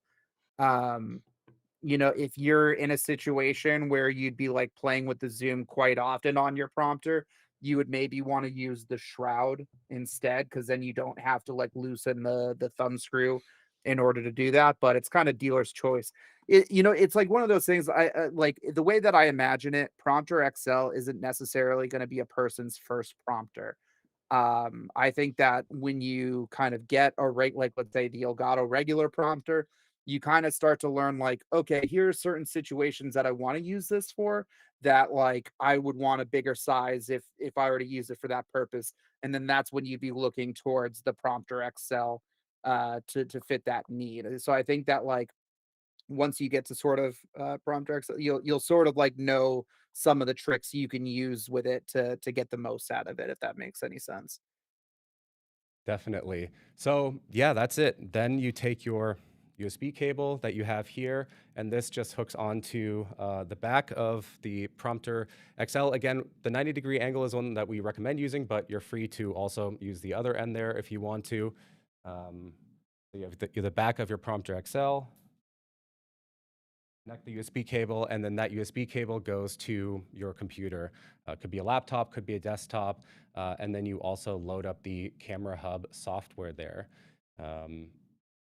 And I think that kind of covers the hardware setup, right? I don't think did I miss anything? No, I think we're all that covers it. At this point, let's see. We have a couple questions here that have come in that I want to answer. Some of them about Prompter XL, and I think some of them are also for Harris. So we have a question here from Dreamlife19. Harris, what new product has been your favorite thus far? Well, I think maybe for the entire Elgato week. And which do you think is the most beneficial product?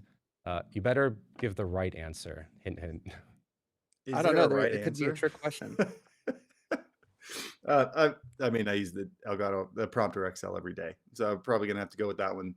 I just hooked up the new mic arm right here, and actually during the beginning of this, I can almost see it. In the beginning of Yeah, this the stream, third- I actually learned a little bit about it that I didn't know. I didn't know it could go all the way down to be like a low profile one. I'm kind of pumped about that too, because I've got a camera. I use it for top down shots. I put my camera on it, and the old one, like if I use a certain lens, it like sags, like it just barely can't hold it up. And so this one handles heavier things and lighter things, which is, I think that's the biggest deal, a game changer for that. I'm excited about the voice focus VST. When I had a call with NVIDIA a year ago or whatever, or 6 months ago, and when they did their new broadcast voice or whatever, I asked them, like, can I use this separate? Like, if I wanted to put this on a YouTube video, fixed voice from footage, how would I do that? And they're like, oh, you play it and run it through it and record it on the other end. I'm like, okay, so I can't just slap it on something. But now, like, if I need to do something, I can slap it in my video editor. So that's a big deal. But if I had to pick a favorite, it's going to be the Prompter XL. I've been using this thing for a year now, and I can't go without it. All right. Do you awesome use normal question. prompter at all at this point? I have kinda. I mean, the way I showed it in the video, I have two. I took the screen off of one and I have it mounted next to my screen as like a little sidecar thing. But then the other one, once I replaced my old one with the big one, I gave the old one to my dad because he works from home, and he gets compliments on his setup all the time. So that's where my two are right now, either torn apart or my dad's using it. Yeah. All right. So we have another question here from, excuse me, Mistress Sarah. Can the tripod quick release plate be attached to the L bracket so all the camera weight is above the tripod and the prompter hangs free in front instead of the prompter being right above the tripod? I mean, No. it'd be heavy on the front. You have to have a really strong. I don't see why you could probably figure it out a way to do that, but like it'd be really front heavy, and I don't know why Yeah, the you'd only want way to do that. you're almost you're almost kind of getting into the territory of a rail system there, where there I are think I products might you could know. get. I think I might know why Sarah's asking this. The tripod doesn't go right in the middle. I think she's wondering if like if her camera is heavy, if she wants to Yeah. put, if she thinks it's going to be more back heavy. The tripod, the mounting plate is like at the rear of the screen. So if you had your camera on there, it's like between the screen and the camera. Yeah, you can see it's like the prompter hangs over the front quite a bit, so it's kind of more in the middle. Yeah. I Yeah, and then assume the that's other the issue you're trying to fix. But like, I guess if you have like a $700 Manfrotto tripod, you could put it on the back, but you'd have to have a well, really strong tripod to not sag. Ye well, no, the problem is if you're doing the thing on, like, the camera rail thing, then all of that weight is basically going on the camera bracket's aluminum. Hmm. Because like, if the aluminum's Ah. connected to the quick release plate, that's the problem, so I wouldn't necessarily recommend that. Also, when you're using, like, a bigger tripod like that, Manfrotto, the the quarter-inch thread is on its own little rail, and what's cool about that is that lets you offset things if you want. So, like, if you're like, "Oh, hey, I think that this is a little too front heavy or back heavy," you have, like, 1 to 2 inches of play to, like, shift, like, where your quick release plate is screwing in, basically, depending on, like, the tripod that you use. So the bigger professional tripods have, like, a lot more room there than, like, the consumer level ones, but you could All always right. do a rail system as well, where you could have, like, the quarter inch, like, or 3/8 inch go under prompter, then there's a rail, and then there's another quarter inch, and then that could go towards it. But then you're gonna be so front heavy that you either need, like, a heavy, heavy camera, or you need to, like, work in counterweights or, like, sandbags. I remember when I used, like, this was the first prompter I ever owned. It was called, like, a one take only. This was actually $500 back then, didn't even have the screen, you used, like, a first gen iPad in it, and, yeah, used the rail system, and they had, like, special, like, weights that, like, docked into a rail system because the thing was so front heavy, I needed that so it didn't tip over. All So right. We you have, can there yeah, there are things you can do. basically a lot of this Probably stuff not, Sarah. is experimental or kind of do at your own risk as well, I would say, right?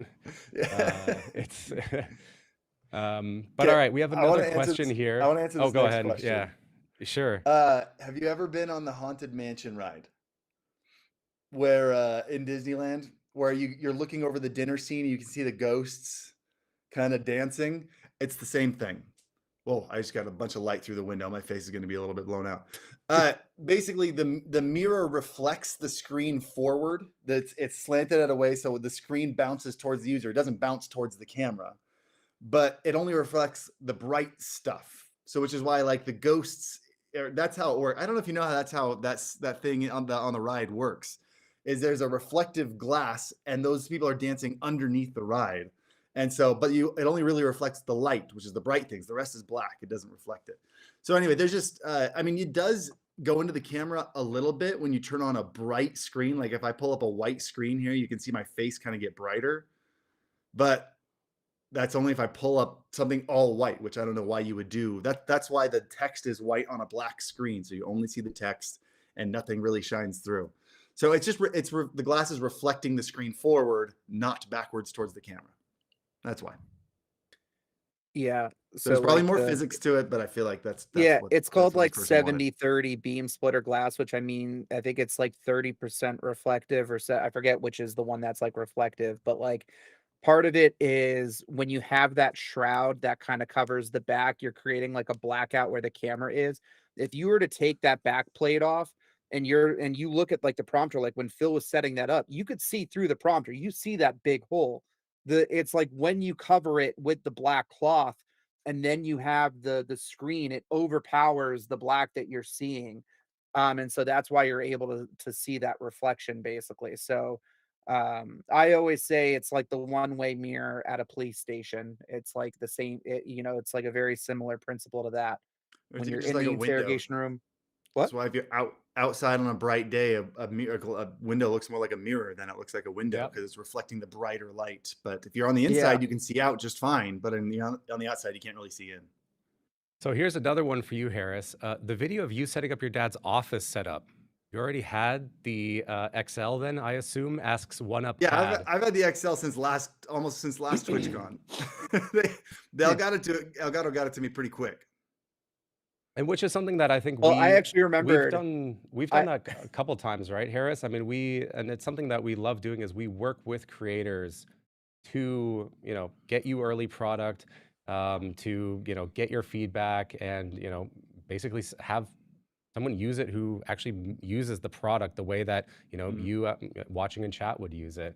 I don't think that's the first time we've done that either, right? I think we've had a couple times where we've sent you some early gear for feedback and stuff like that. Yeah, you sent me a lot of stuff early, and then I try to make sure I return the favor by giving you as much as you use it as much as I can, give you as much feedback as I can. Yeah, and it's or incredibly like we valuable. this Yeah. was this CES when we showed you Wavelength for the first time, and then we had you had the locked aspect ratio, Well, you showed me the whatever you call it. I've bragged about. I'm such a. I'm not quiet about the things that I brag about. I've like, oh, by the way, this was my idea. I say that it's Yeah. probably obnoxious, but No, that was at CES in 2020. It was right before COVID, Yeah. and it was your wave mic. You showed off the wave mic to Yeah. a bunch of people. Oh no, yeah, you it was teased 2020. it, and then you brought me in a back room where you had it sitting there, and you showed me the mic and the software. Yeah. And the way it worked is when you linked it, they snapped back together. And I said, Yeah. I wouldn't ever want that. I'd want them to link in their offsets. Yeah. No, but no, so as I mentioned earlier, Prompter XL, you really kicked off the development for this product with your review of regular Prompter, because whenever Then I hope people want it. I hope I'm right. Yeah, exactly. It's like, all right, we're judging. It always makes me nervous. Well, as one of the things, I won't give away too much, but soon TM, we'll be sharing some other stuff that you helped us on, that you also kicked off a development thing, and so that'll be excited for a that. fun video when that comes. Super So, excited for that. Yeah. All right, let's see. Do we have any other sneak peek. questions? We do. Outrospective Digital asks, is the XL already shipping or are orders accepted via Elgato store pre-orders? I'll answer that one right away. Orders are already shipping. So if you add it to cart today, it's going to ship out probably tomorrow. I mean, at this point, depending, on the time, all of that. But yeah, they are shipping right away. Don't forget, by the way, we currently have a special going on where if you order Prompter XL, you can add a free Camlink 4K as well. So you can get that's $100 value right there. You just check a box when you add it to cart, and you get a free Camlink 4K. I think that is a really, really cool deal. Camlink 4K lets you bring in your camera up to 4K with up to 4K 60 video into your computer, and then you can stream and record that. Yeah, right. We upgraded it, so. Yeah, you can bring 4K 60 video from your high-end camera that you're using or whatever else you might have right into your computer when you get your Prompter XL with Camlink 4K. I don't know if there's a time limit on that deal, but let's just say for now, when you add it to cart, just make sure you check that box to get your free Camlink 4K. Speaking of that, really great transition there. Multiple if you already have a Camlink, you can use multiple Camlink 4Ks on a single computer, just so you know. You can get whoever's queuing up these questions, they absolutely know, because we're talking about cameras, bringing cameras into your computer. So here's a question then for Harris. Budget cameras you recommend for Prompter, Harris ? Oh, also, when you check out the Prompter XL, use code Harris. Check out code Harris. It'll make it $100 more expensive, but that $100 will go to me, which is pretty cool. Sure. The budget cameras you recommend for Prompter Harris. There are so many good cameras. I'm on an Elgato stream, so Elgato cameras are great. I use them all the time. But there are a lot of great. What kind of budget are we talking about? And how much am I allowed to say? You're not paying me for this stream, so I can say whatever I want. Yeah. No, all of Elgato's webcams are awesome. if you're looking for something a little bit more budget than Elgato's got, the Obsbot like Meet or whatever, Meet 2 is even cheaper and it's great. And the Meet SE is 1080. It's like $70 for a 1080p, good 1080p camera. So it's probably your range there. I've used Insta360 ones also. Those are the Link 2C and the Link 2 are also great webcams.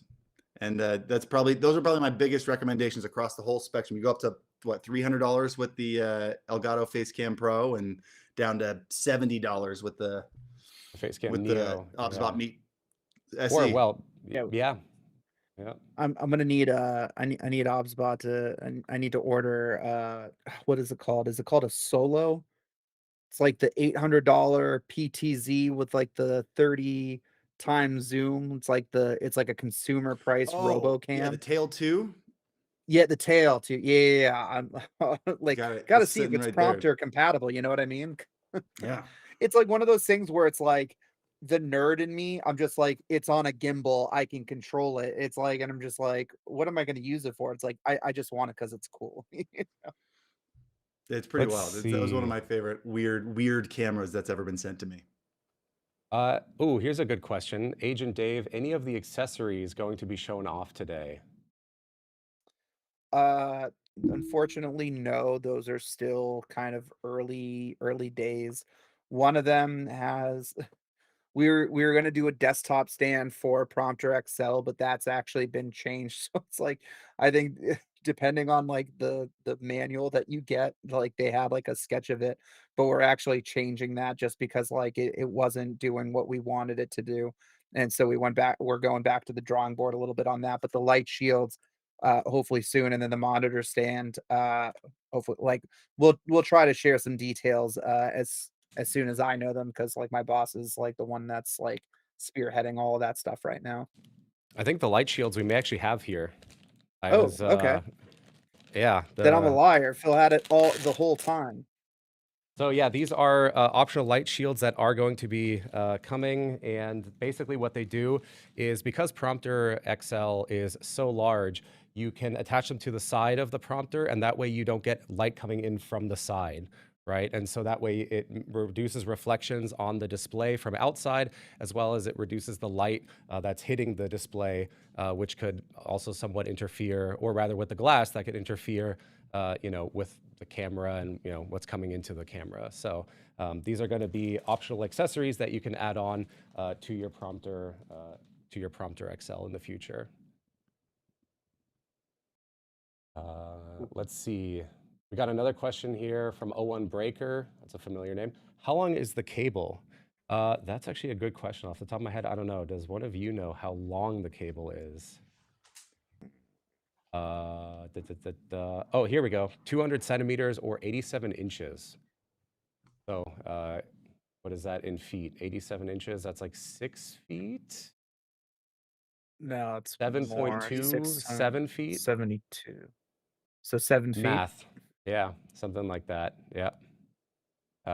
It is a little bit longer because obviously with Prompter XL, the thing that you have to keep in mind is you're typically not going to use this very close to you, unlike our existing prompter, which is a little bit smaller. You would have that closer, maybe right behind your monitor next to it. With Prompter XL, it's going to be further away. In fact, the distance that I'm using, and this is actually a great question, so or kind of a nice little thing. I'm using Prompter XL at probably, what is this, 7, 8 feet, something like that. 8 feet, something like that. Harris, what's your typical distance when you're using Prompter XL? Oh man, I love being up close and personal. I think I can touch the glass right here. So I mean, my arms are about 4 or 5 feet long. So probably about maybe 6 feet long. Okay. I'm a pretty tall guy. I'm about 8 feet tall. So that's about how far away mine is. I just confirmed with that tape measure. It's 6 feet. Very, very, very specifically. 6 foot. This is 6 feet. Yeah. Yeah. So what's one thing to note that's interesting is if you're using Prompter, like, and I guess Harris, you haven't really been using Prompter for script because you don't really script your videos, right? You kind of go off the cuff when you're doing your YouTube videos. even when I do script them, I like to kind of have it in I do it as giving myself a roadmap, and then I like to go off the roadmap, but having the script lets me get back on. Yeah. So yeah, Okay. I don't read because I'm not good at doing that and making it sound natural. The only way I can make it sound natural is if I'm doing it from my head. You gotta you definitely have to like practice at it. Yeah. I like for me, prompting helped me get over speech fillers like my ahs or ums. I've always been really terrible at that when it comes to like live speaking.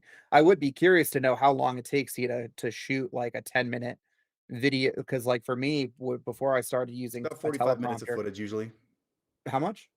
45 minutes of footage for a 10-minute See, video. that I used to be around that to an hour. Then when I started using a prompter, it'd be like under 15 minutes. So like I'm just Yeah, I gaining believe it. time, you know what I mean? I'm sure. Yeah, so in any case, the one thing I just wanted to mention is if you're having your Prompter XL at your desk setup, which isn't entirely possible, like I said, you use one of these, it makes it really easy to put on your desk. You kind of want to center your script though into a smaller place because if Yeah, your prompter I is had like this close margins to you with and it's the so big, yeah, I exactly. had You don't margin wanna with the be, Camera like, Hub kind of, software. scanning your head like this to read the whole prompter, so you can actually, like, kinda resize your fonts and your margins so it's closer to the lens so your eyes don't have to travel, so that's just, like, a little You, tip for you people. guys have done a great job with the flexibility of that because I have used text on there before, and I still certain situations I still do, especially like ad reads. I'll sometimes do that, and Okay. so it's so nice, like with it being this close, being able to like shrink it down so it's only in the middle, so I'm not going like this, you know. Yeah. Yeah. That's actually, I don't think we've covered the software really yet, have we? We showed you how to set up the Prompter XL. We, attached a camera and all of that, but we haven't taken a look at Camera Hub, which is a huge part of it. So I want to take just a quick look through all the different modes there that you have in Camera Hub for the Prompter XL and how you could use it. So let's take a look at Um, that. And again, while you're doing that, oh, go ahead, Harris. What's up?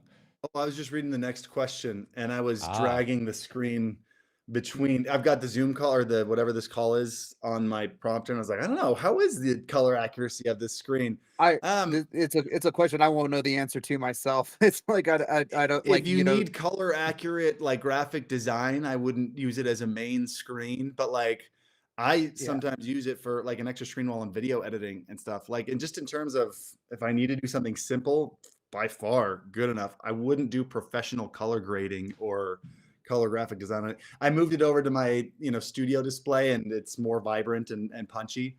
But I mean, good enough for 99% of what anybody does. Not good enough for professional color stuff. Is that good enough for an answer? yep. Yeah, definitely. All right, let's see here. We are going to hook up the Prompter XL display. We just got to actually hook it up to our computer. If I could get one of my assistants to do that in the front here, then I we like the Like difference will. between my answers and Steggy's answers while Phil's setting this up. I was, filling the void here. You Yeah. know which one of us is the YouTuber answer and which one of us is like the I spend every moment of my day on the tech specs behind the scenes answer. Well, yeah, I mean the color thing, like, yeah, I'm no, not saying one thing. I'm not saying one answer is better than the other. I'm just saying the dissonance no, I between mean, well, no, is for that, funny. I don't even know because it's like usually there's like a lab report or whatever that like I have in a Dropbox somewhere that it's Yeah. like, you know, I'm like the core, like this is how it needs to work when it comes to like the nitty gritty stuff on like the PCB The layouts and stuff. nitty-gritty. My boss is the godsend for that. He is the master of that dojo, and I defer to him. And yeah, like it, when it comes to like the displays, it's like, yeah, it's something. I mean, like you kind of deal with what you're available to get, like with like your vendor, what's available on like the market. You're also trying to get like the Here, best close that value window. because it's like we could get like a gnarly XDR display type of thing, but then the prompter is going to cost $1,000 versus the 600. So it's just like you got to pick what's doable basically. While we get set up here, I do have another question that I want to bring up. This is kind of a fun one, and in fact, you can do it. We can sort of show it. But Harris, do you ever game on Prompter XL while being on a boring like work call? You mean like this one? Whoa, that's Oh, wow. Harris roasts so Elgato. That's Harris is actually crazy. playing Subway Surfer right I now was or gonna say Temple the Run. same thing. Oh, Like the I go-to, gotta you need figure to out how pay to just. attention. I need to like set it before in like little. Here's a thing. Okatouch, Okatak, yeah. Okatak. Uh, just don't go on boring calls. That's I refuse to be on boring calls. So that's no. Just calls boring and leave. Okay, okay. That's Well, in my we're rider. glad you're still here Set a then. contract over beforehand. If this call's boring, I'm out of here. No, literally, I Uh, think in our original prompter trailer, we literally have like a clip of football going to where it's like you could Yeah, I throw remember that. anything Yeah. to when you're like looking at your webcam on your calls, and it's like, yep, I'm totally paying attention here. all right, I'll be right back. Just gonna go ahead and get this prompter set up here. Let's You see. should add like prompter games to your marketplace store Ooh. of like just a short list of games that are great to play on the prompter while you're You know, on a apparently call. addictinggames.com is still alive. I saw I like this week. So imagine like, which is weird because like wouldn't most of them use Shockwave, which is like completely deprecated at this point.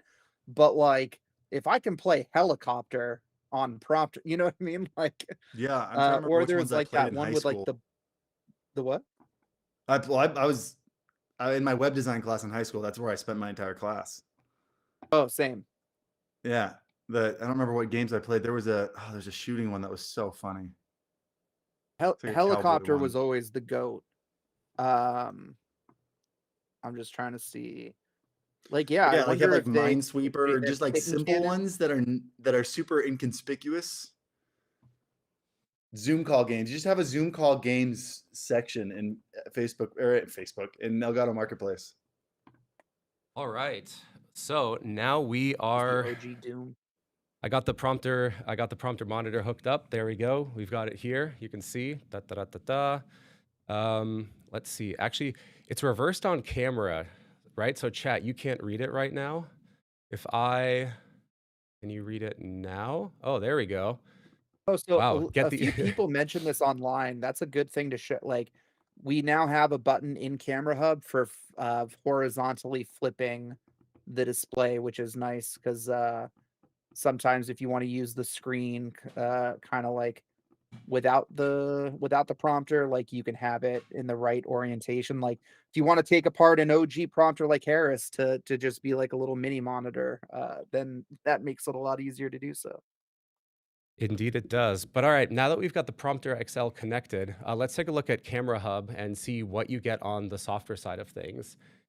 So first of all, here, let me move some stuff. What I'm doing is I've got a projector preview here through OBS Studio. And this way, actually, do I? I need to probably set it up again. There we go. That way you can also see what's happening on the prompter. This is identical to what's happening on the prompter.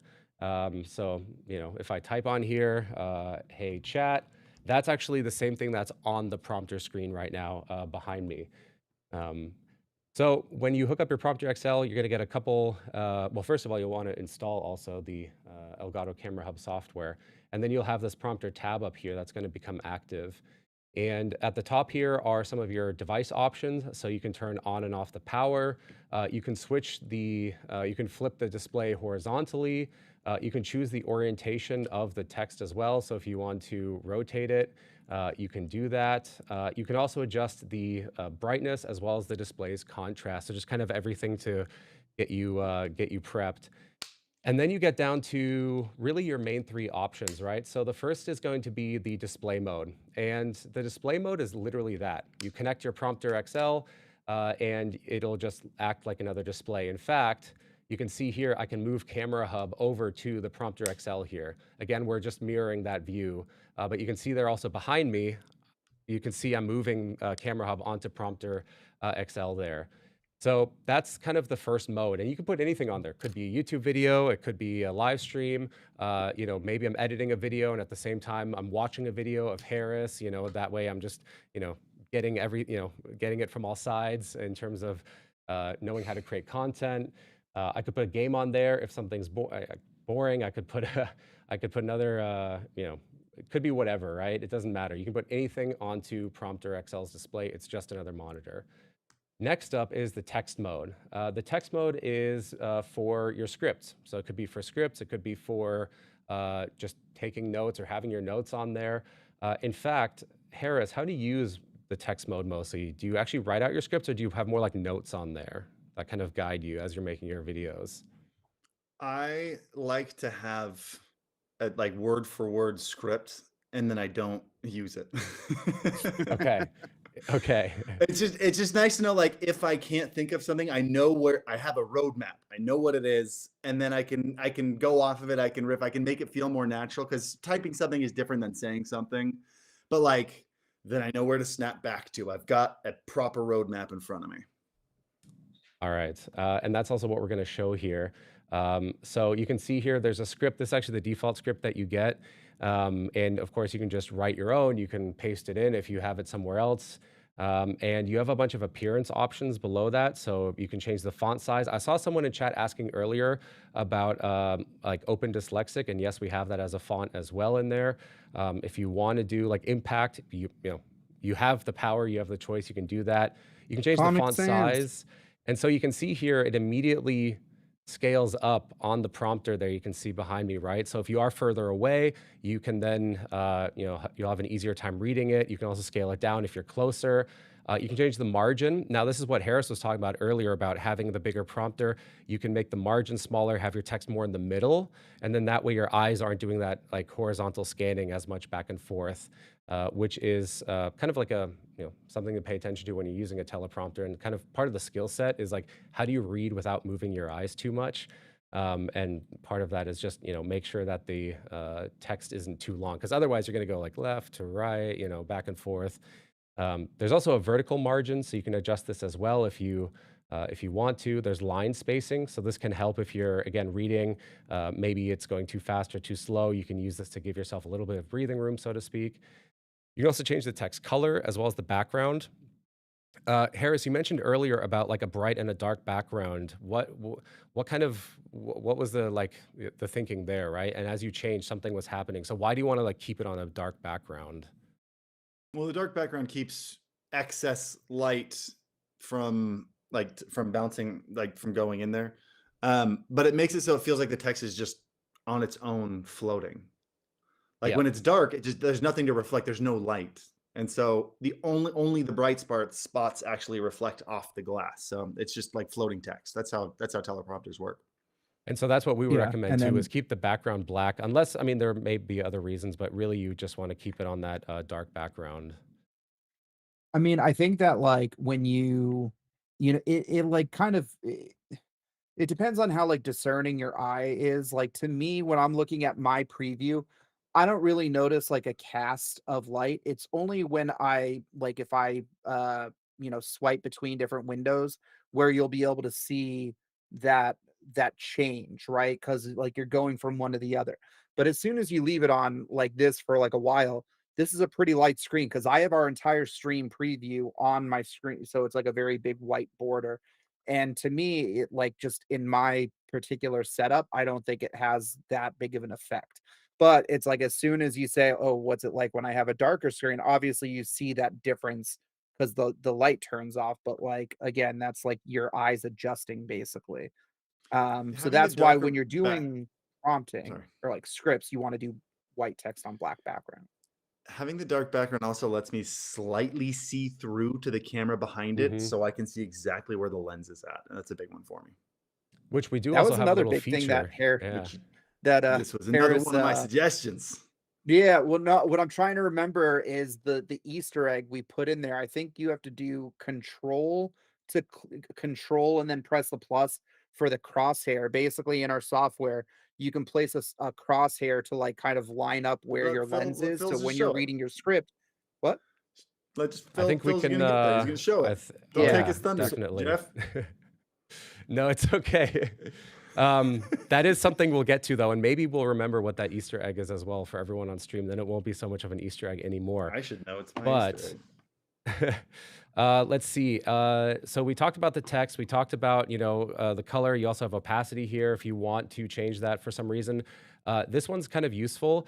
In fact, in a chat like this, like we're having here, where we have guests on, where you have other people, and you might have your chat on the Prompter XL or a script, even though you have people that you're talking with, or like notes during a podcast, you can lower the opacity, and now you can put a window behind. You can see the text and you can see the window. So this way you can still see who you're talking to. You can maintain that eye contact, or kind of get an idea of what's going on while you still see your script, or while you're still, looking at your notes. And now we get to the really cool thing, which is the basically the text mode. You have two options there: constant. That's pretty obvious, right? You just hit play, and the text is going to scroll for you. Now, Can I this give is a yeah, situation where that thing, the opacity comes in serious clutch? absolutely. You know how people have the flip out screen and they have a tendency to look over at the screen so they can see how they're positioned, they can see what they look like when they're talking. If I'm using a script, I put my camera up behind the script so I can see myself and make sure my delivery looks natural. I can watch myself as if it's the side screen, but it's right behind my script. That's a very good point. Yes. Yeah. Mhm. Yeah. Yeah. Yeah. Okay, So you continue. let's see. So then back to the scrolling mode here. So we have constant, which it's okay. It's your kind of typical thing. You can adjust the speed of the scroll if you want to. So it could be really fast. It could be slower. But what's really, really cool is a feature called voice sync. And this is using AI and machine learning. And what it does is it analyzes what you're saying, it compares it to the script, and then it automatically scrolls for you. And so what you need for this is an NVIDIA RTX GPU, or if you have a Mac, an M1 or better. And at that point, you'll have this voice sync option. What you need is you need a microphone that goes in. It could be your Elgato mic. It could be any other microphone. If you're using a laptop, or maybe you're using a lav mic, or some sort of wireless one, right? Then usually those have an additional output. And then once you have your mic selected, you just hit play. It'll take a second. It'll say getting ready up here. And then once it is ready, we can go ahead and start reading. Phil, What's up? we're coming up on time where Harris is going to need to piece out. You want to show the little Easter egg with him before he pieces out, Oh, or do you have time yes. for that, Harris, or no? Yeah, that's fine. Oh, Yeah. got it. All right. What So is I it, though? figured, yeah. So if you Control Shift and then click the pointer, like the label of it, so the actual text to the left, The text? like it is literal. So Oh, Control Shift, and well, then there the you go. crosshairs will appear, and then you have the Senpai H logo. Um, Let's see let's if see if it can I show up change the there. color here, make it more obvious. There we go. So now you can use this. And so what this is for is, like Harris was saying, if you want to see the middle of your, where your camera lens is pointing, you could use this to say, okay, my camera, the lens, kind of the middle of the camera is right there. So that way, every time you're reading a script, you can always come back to that eye contact, and come back to your camera. That was a I remember that was being kind of a difficult thing for you guys to put in, but that was a request of mine. Is I always want to know exactly where the center of my lens is. So if I'm reading from a script, I try to read the script with my peripherals, but I try to keep looking right at the lens, and that's just an easy way of knowing right where the lens is. Is I like to place a little crosshair on there, and then you guys put my logo in there as a little Easter egg crosshair, which I thought was really cool. No, Harris you've suggested both a lot of great hardware and software stuff over the years, and so where we can throw in credit, we try to Do throw you in these have little data Easter on how eggs. many people use that stuff? Ooh. I don't remember. Like, Yeah. By the I way, think that Dream we Life, that tried to. is an Easter egg built into the system. Anyone can use it. It Yeah, is, yeah. Yeah. yeah, I'm not sure what kind of data stuff that we have for, like, oh, how many, like, I remember, like, Stream Deck. Obviously, we have, like, number of downloads. I remember when we first had Stream Deck, there was like no there was like no data analytics on that for a while. But yeah, I gotta see. I'd be curious to see how many people are using that. All But right. yeah. So I think Harris does need to head out at this point. Yeah. Yeah. So So I want to give a huge shout yeah. out to Harris. Thank you so much for joining. Do you have any kind of final thoughts, any comments for everyone watching here? Could be about Prompt XL You guys, or anything else. you guys drained me of any opinion I could possibly have on this. I think I overshared, if anything. Is there anything of value I even have left in my brain that I haven't said on this thing yet? Probably not. Nope. Well, All right, if easy. anybody is coming to TwitchCon, you'll see Harris there. He'll be Oh, hanging around our booth and more. can I share, And Jeff? Can I share the idea that I said with you the other day for TwitchCon? oh yeah, If yeah. anyone in the chat is going to TwitchCon, um, well, I haven't announced it or anything, so I'll say it first here. So I'll be with Elgato. We'll be doing a meet and greet and a live stream at TwitchCon. Yeah, if you guys find, like, pause a video, any one of my videos, and just find a terrible frame grab of my face, print that off and bring it to me to sign at the meet and greet. And Elgato said they'll do a giveaway for the worst one that someone finds and brings to the meet and greet. They said that they'd supply something for a giveaway. So yeah, Whatever you want to give away. make me feel bad about myself. That's the goal here. Make me hurt my feelings. If you hurt my feelings, you get something for free. Deal? I think chat is going to be Sounds up for good. that challenge. Yeah. All right. Hurt me. Lots of love, Thanks, lots of hearts guys. in the chat there. Thank you so much, Harris, for joining us. This is great, and we look forward to seeing you out in person out at TwitchCon. Yeah. Just Always a week. pleasure, guys. Thank you guys so much. All right. See you, man. Later. Chat, don't go anywhere though, because we're still here. We're still going to talk. We're going to go through some more of the software features of Prompter XL, and then was there a giveaway? I thought there might be. Yep, there is. So, anyways, let's go and let's go back to Camera Hub here. Again, huge shout out also to Harris Heller for joining us. And also thank you for all the feedback that he's provided over the years. And thank you to you, everyone who's watching here. You're always leaving great comments, great feedback about everything that we do. While we may not be able to respond or implement every single piece, we're definitely still looking at it. But yeah, let's get back to Camera Hub here and show you guys. I think we were just on Voice Sync. Let me go ahead and bring up Camera Hub again here. So let's see. Go ahead and launch this. There we go. And I think we could leave Harris's cross on there for now. Yeah, why not? But yeah, so voice sync is this other mode that I was mentioning, right? So you have constant mode, which basically the text just scrolls at a constant speed. Doesn't matter if you talk faster, slower, it's always going to be the same one. With voice sync, once you have your microphone added in here, I'm going to pull a mic over. There we go. And then I'm going to go hit play. And it takes a second here to get ready if it decides to. Of course, today we've just had the live stream curse. I might need to restart it here again. Don't worry, this won't happen to you. This is just on the live stream. Yeah. To me, the voice sync is really like the killer feature of Camera Hub and one of the biggest like value adders to our prompter products because the only other I think there's like one or two other pieces of like software apps, like if you're using like the iPad prompters that can do that.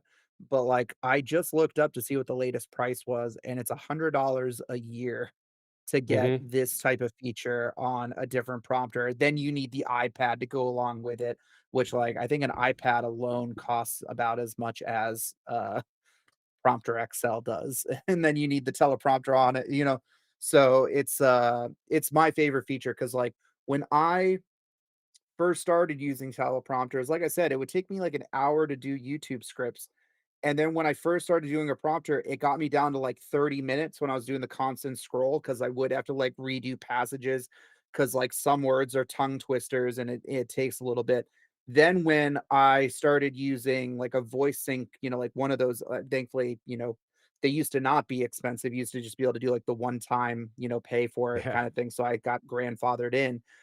That's what cut my A roll down to like 15 minutes for a 10-minute video. So like the once we added that feature to Elgato Prompter and now obviously Prompter XL, that's been like the biggest like boon to when I'm recording YouTube content personally. Yeah, usually, I mean, even for Elgato videos, right? What you guys are seeing, by the way, here is the same studio that we record most of our videos in. So if you watch any of the videos coming out, even the one today from Steggy that goes over Prompter XL, that's all done in this room here. In fact, in almost the same setup. So this is, we use the same tools that we actually make, which is really cool. And voice sync has been incredible. So check this out, right? I've got it active now. And when I read it, ready to roll the camera, whether it's a video script or talking points. Today is just not the day. All right, let me go in here and we'll change something here. There we go. All right. Ready to roll the camera, whether it's a video script or talking points, Camera Hub and Prompter give you full control over your delivery. And now what's cool is when I stop talking or if I start talking about something else, it's not going to continue scrolling, right? I'm not reading the script right now.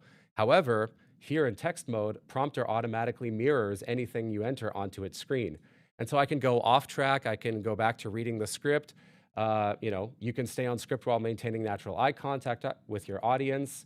And now I could go off on a tangent, explain something else. And this is kind of what Harris was talking about. He has his full script written out. He might go off on tangents or whatever, but then he always has something to come back to. And this is what you can do with Voice Sync, which is really, really cool.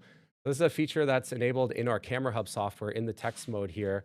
And you do need an NVIDIA RTX GPU or an M1 or better Mac, and then you can use that. And then the final mode that's in the in Camera Hub is chat mode. So this is going to take your Twitch chat from your channel and put it right onto Prompter. In fact, we're live right now, so you can see what it looks like right there. So I can go ahead and, I'll make the margin a little bit wider. Chat, you're on camera right now, or, Mom, I'm on TV, one of those moments. And so that just makes it really easy. You can enter your own chat. Heck, you could even enter someone else's chat if you're there. So same, text adjustments, all of that that you can add in. And you can see we've even added support for different emotes. So we support all of the popular like third-party emote extensions. And this just makes it really nice and easy to read your chat. And so those are kind of the three main modes. You have this display mode that you can take any window, you can move it onto Prompter. This is great for video calls, or if you're popping out chat from, maybe it might be YouTube, something like that. Then you have your text mode. This is for notes and for scripts, just anything that you want to read. Maybe you're doing a sponsor segment. And then you have your Twitch chat mode as well. And this is all part of the Camera Hub software that runs on Windows and on Mac. You just install it, and you're pretty much good to go. I think that covers it, right? Did I forget any features? I don't think so. I think that's No, I well, mean, and then we so have we the have the overlays. overlay, Yeah. which helps like support just being able to look at it. But yeah, I mean, it's like the three main use cases that we see. It's just like you've got your, YouTube scripts have always been like the bread and butter of a teleprompter. Like I said, so like if you are doing YouTube, if that is like your main thing, that's where like I think teleprompters are like the most useful because it gives you the gift of time because like it is such a huge difference when you can cut like an hour of filming down to 15 minutes. You don't have to worry about like devices dying or what and like and when Harris was talking about how you can have your um like your preview of your camera up on your monitor. I remember back when I was shooting in San Francisco at this point because this is like like I didn't have like monitors or anything to do this. I would be recording for like an hour, and because it was taking so long, I would have like my monitors dimming or turning Oh yeah. off Mm-hmm. because and I would have that as like my backdrop. So when I finally nail that clip, I'd go to review the footage because I didn't have a monitor where I could like view myself, and I'm like the monitors shut off halfway through, and I never allowed myself to like put so I would redo it again and make sure that it was all good. And so, like, it would just sort of, like, add on to itself. So it's like, "Oh, because it took so long, now it's gonna take longer." And it was just like a repeating curse, so to speak. So, yeah, it like, you literally, prompters give you the gift of time. If you're a live streamer, it is nice to be able to like, be able to kind of connect with your chat. I think that if you're somebody who likes to interact with your community a lot, where it's like, maybe for like the really big like I know that like some of the really big streamers have so much chat they you can't even go buy it. You only go by donations, so maybe they wouldn't use it. But if you're somebody who likes to connect with your community, then having that eye contact helps there. But as Phil was also mentioning, there are points when you live stream that you do want to pull up a script too. Um, I won't get specific, but like I was Oh, always like saying like, man, I would love to do a sponsorship with like because there have been sponsor reads before where it's like if somebody's not using a script, the wrong thing might have been said, and like sometimes that might have like a bigger effect than others. So I've almost wanted to like do like a sponsorship kind of like spoofing on that or whatever to be like, "Hey, remember that could this be time?" fun. And Yeah, it's like you yeah. won't make that mistake with a prompter of like, what you're doing ad reads. So it's like they can be really useful for that. So if you want to stay on message and talk about what you need to, they're really great there. And if you're doing video conferencing, it's like, yeah, like you have the eye contact and that can be great in itself. But you can also use like the scripting, or you could just have Notepad open and you could have your notes off to your side, or you can have Subway Surfer off to the side, whatever you want when you're in those video Ooh, conference calls. So you yeah, can either there's an be idea. distracted or you could be super well prepared when you're giving like a presentation. So it's like, it's really got a lot of uses, I think. Indeed, it And does. with Prompter I XL, you can do more side by side windows and different configurations. That's one thing that we haven't talked about yet, Phil, is the window mover.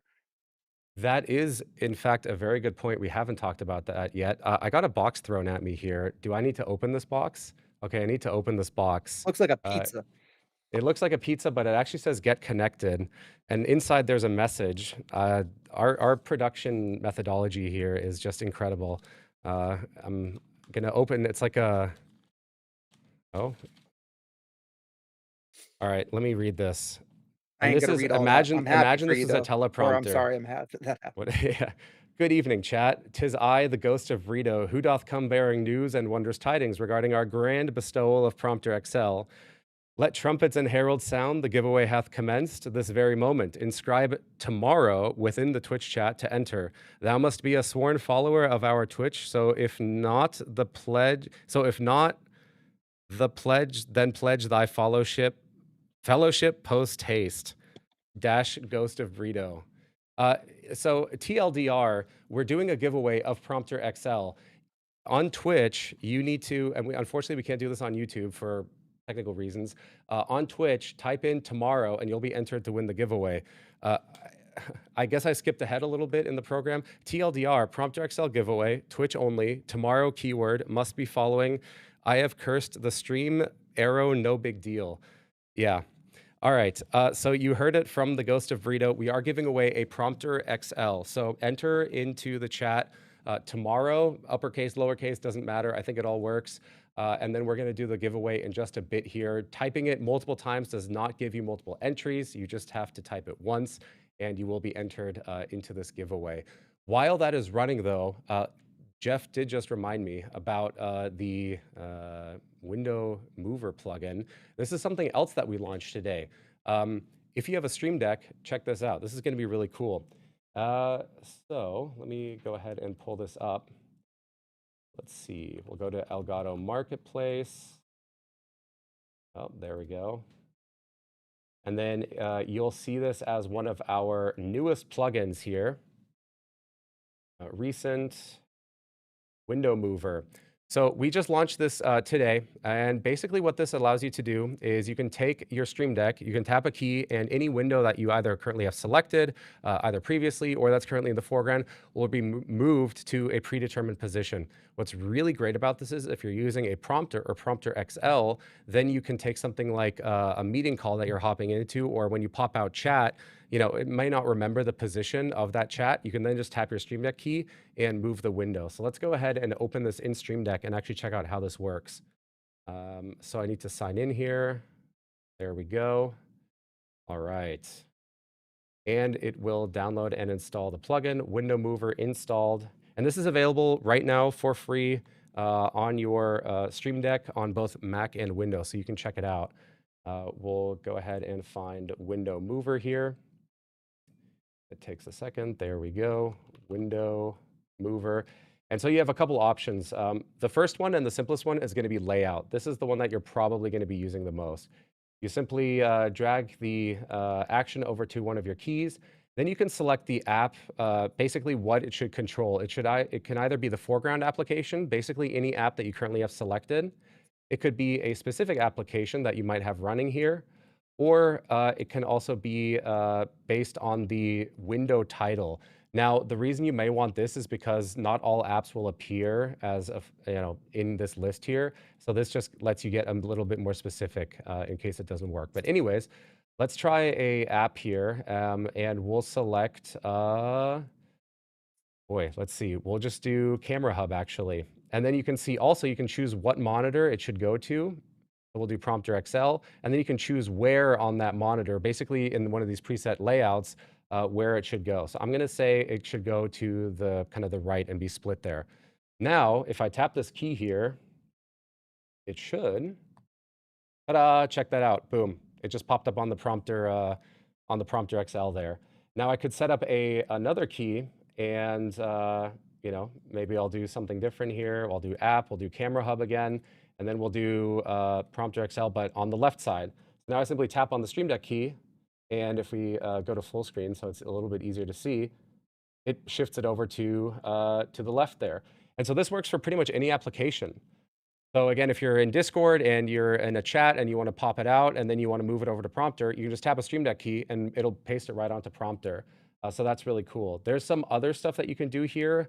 For example, if you want to move a window, but you want it to be a specific size, you could do that as well, like a specific size and position. In fact, we do this quite often at Elgato because we do a lot of tutorial videos and screen recordings. And for those screen recordings, you want the window to basically always be in the same position. That way it's easier during editing, right? You can cut between takes and stuff like that. And so with this, you could say, all right, I want my window to be, at the top left corner, I can't really math right now, but I want it at 960 pixels by, I don't know if this is even correct, but 240. And then I want a height of 1920 by 1080, or a width and a height of 1920 by 1080.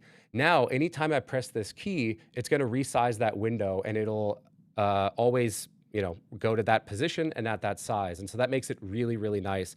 You could also do this if you are opening your stream dashboard, right? Let's say you open OBS, you want to open your Spotify for music, and you want to open Discord.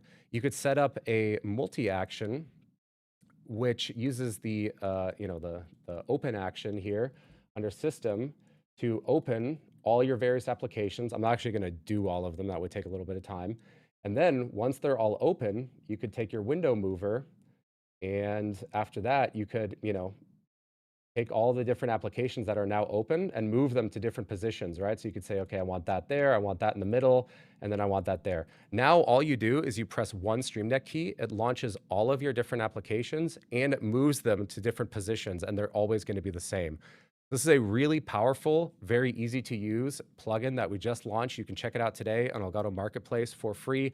It works with any Stream Deck model, so virtual Stream Deck, Stream Deck Pedal, Stream Deck Mark II, Stream Deck Plus, right? It works with any Stream Deck device. And it also does work on Mac. I saw the question there already. So yes, this is on Windows and Mac. Yeah. OMGKF says, does it work on Mac? Indeed, it does. So Windows and Mac. Does it work with the vertical screen? It does as well, yes. We did just launch it, so of course, if you have any feedback or you run into anything that isn't working as expecting, just let us know. Drop us a line on Discord, on Reddit, on X, with our customer support team. Shoot them a message. Just let us know, and then we'll take a look at that. Does it work with MS Teams? It does. Does it work with PWA, Progressive Web Apps?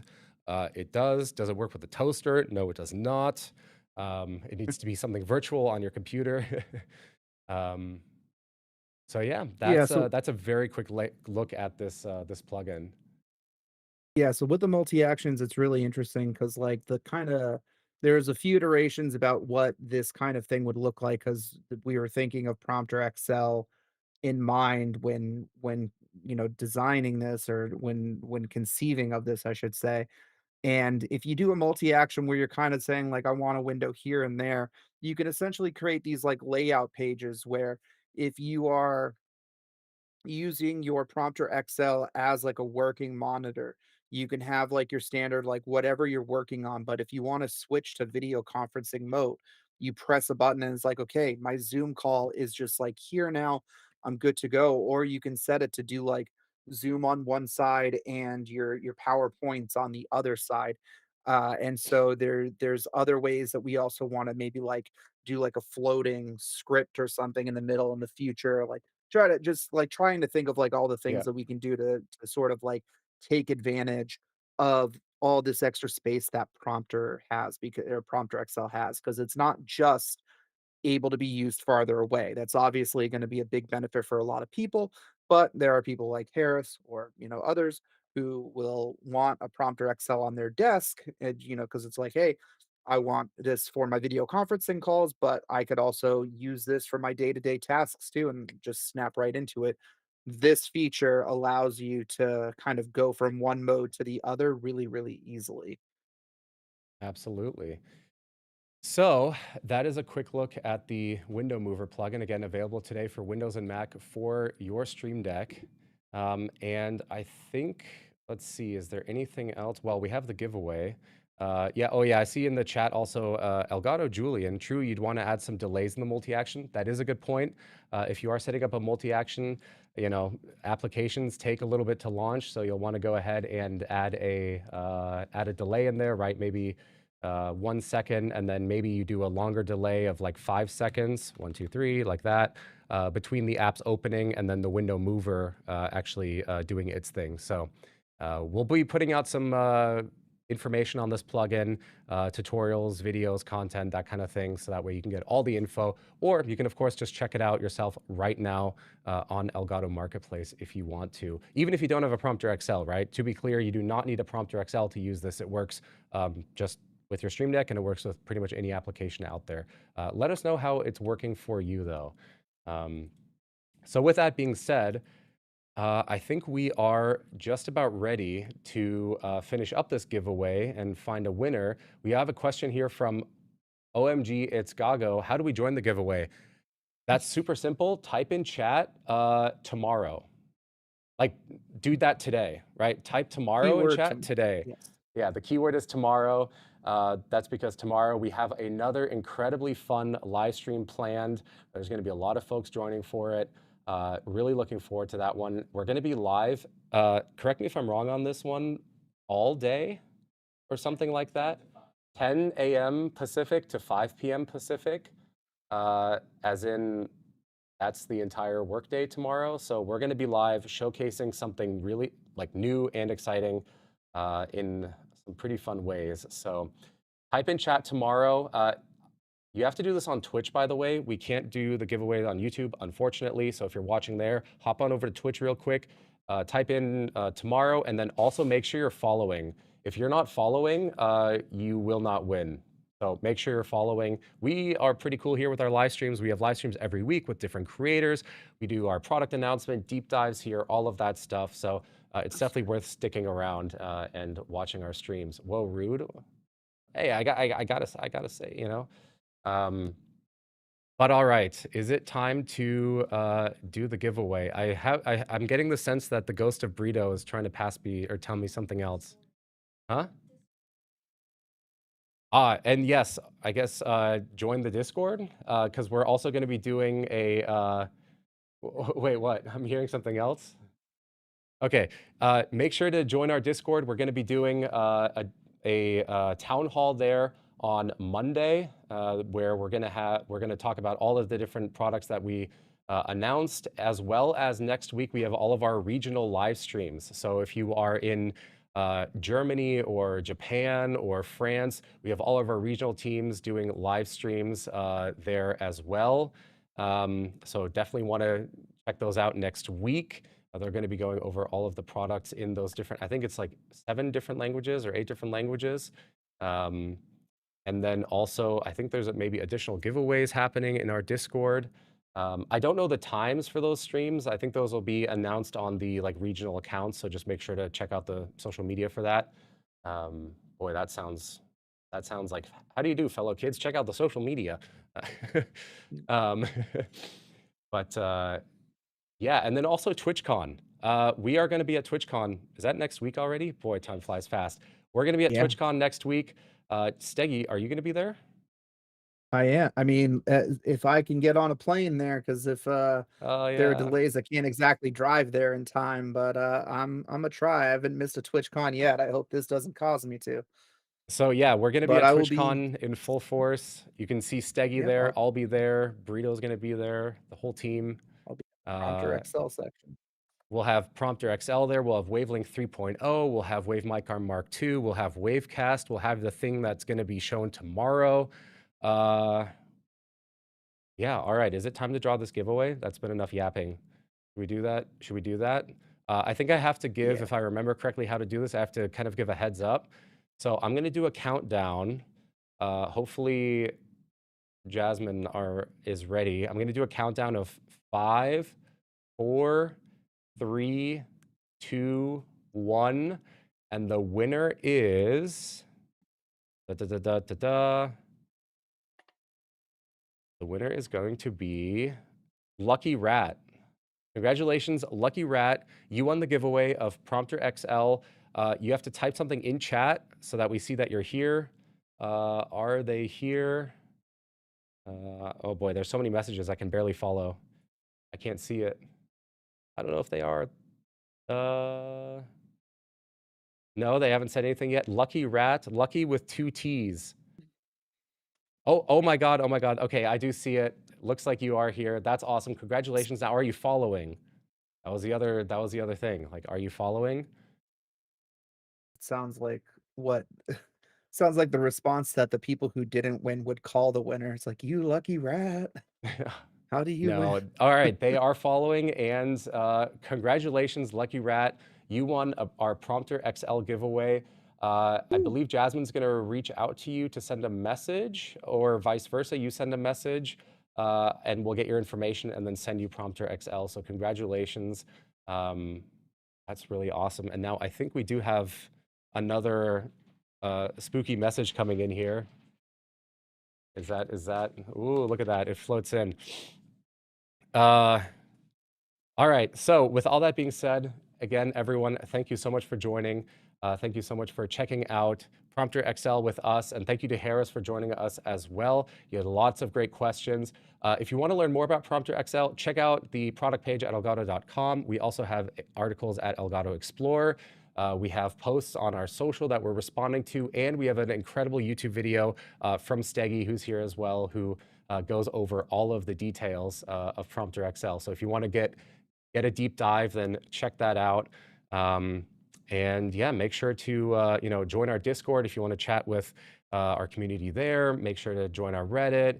Follow us on all of our Instagram, TikTok, social, etc. And yeah, I think with that being said, Deggy, any last words? If you think that today was good, I'm excited for tomorrow. Dude, you got to bring a little bit more I energy. can't That speak was more about it. so like, if you, yeah, you know. Well, like, I don't want to say what it is. I won't be around tomorrow to talk because not to, but yeah, I won't be able to round tomorrow to be able to talk about it. But I will be at TwitchCon showing off Prompter XL, and we'll talk about the other thing tomorrow as well there if people are interested. That's all I can say, I guess. But Awesome. I'm All very right. excited about tomorrow too. I just play it low key. You'll be there in chat. You'll be there in chat, right? Yes. Okay, I have one last message here. Good evening. Gather thy weapons, we raid at dawn. Well, not dawn, right now. Go say hi to Ready Set Ben. Burrito Ghost will get her vengeance tomorrow. Dash Burrito. P.S. It's gas piston spring. All right, so we confirmed that the Ghost of Burrito still Gas. knows what GPS means on Wave Mic Arm Pro, which is great. And yeah, I think we're gonna go raid Ready Set Ben. So yeah, and then again, tune in tomorrow, 10 a.m. Pacific time, same time that we were today. We're gonna be live all day. With that being said, are we ready with the raid? Are we good to go? I hope so. I'm just gonna start saying goodbye. All right, thank you everyone so much for joining. It's been a pleasure, and we'll see you tomorrow. Bye everyone. Bye.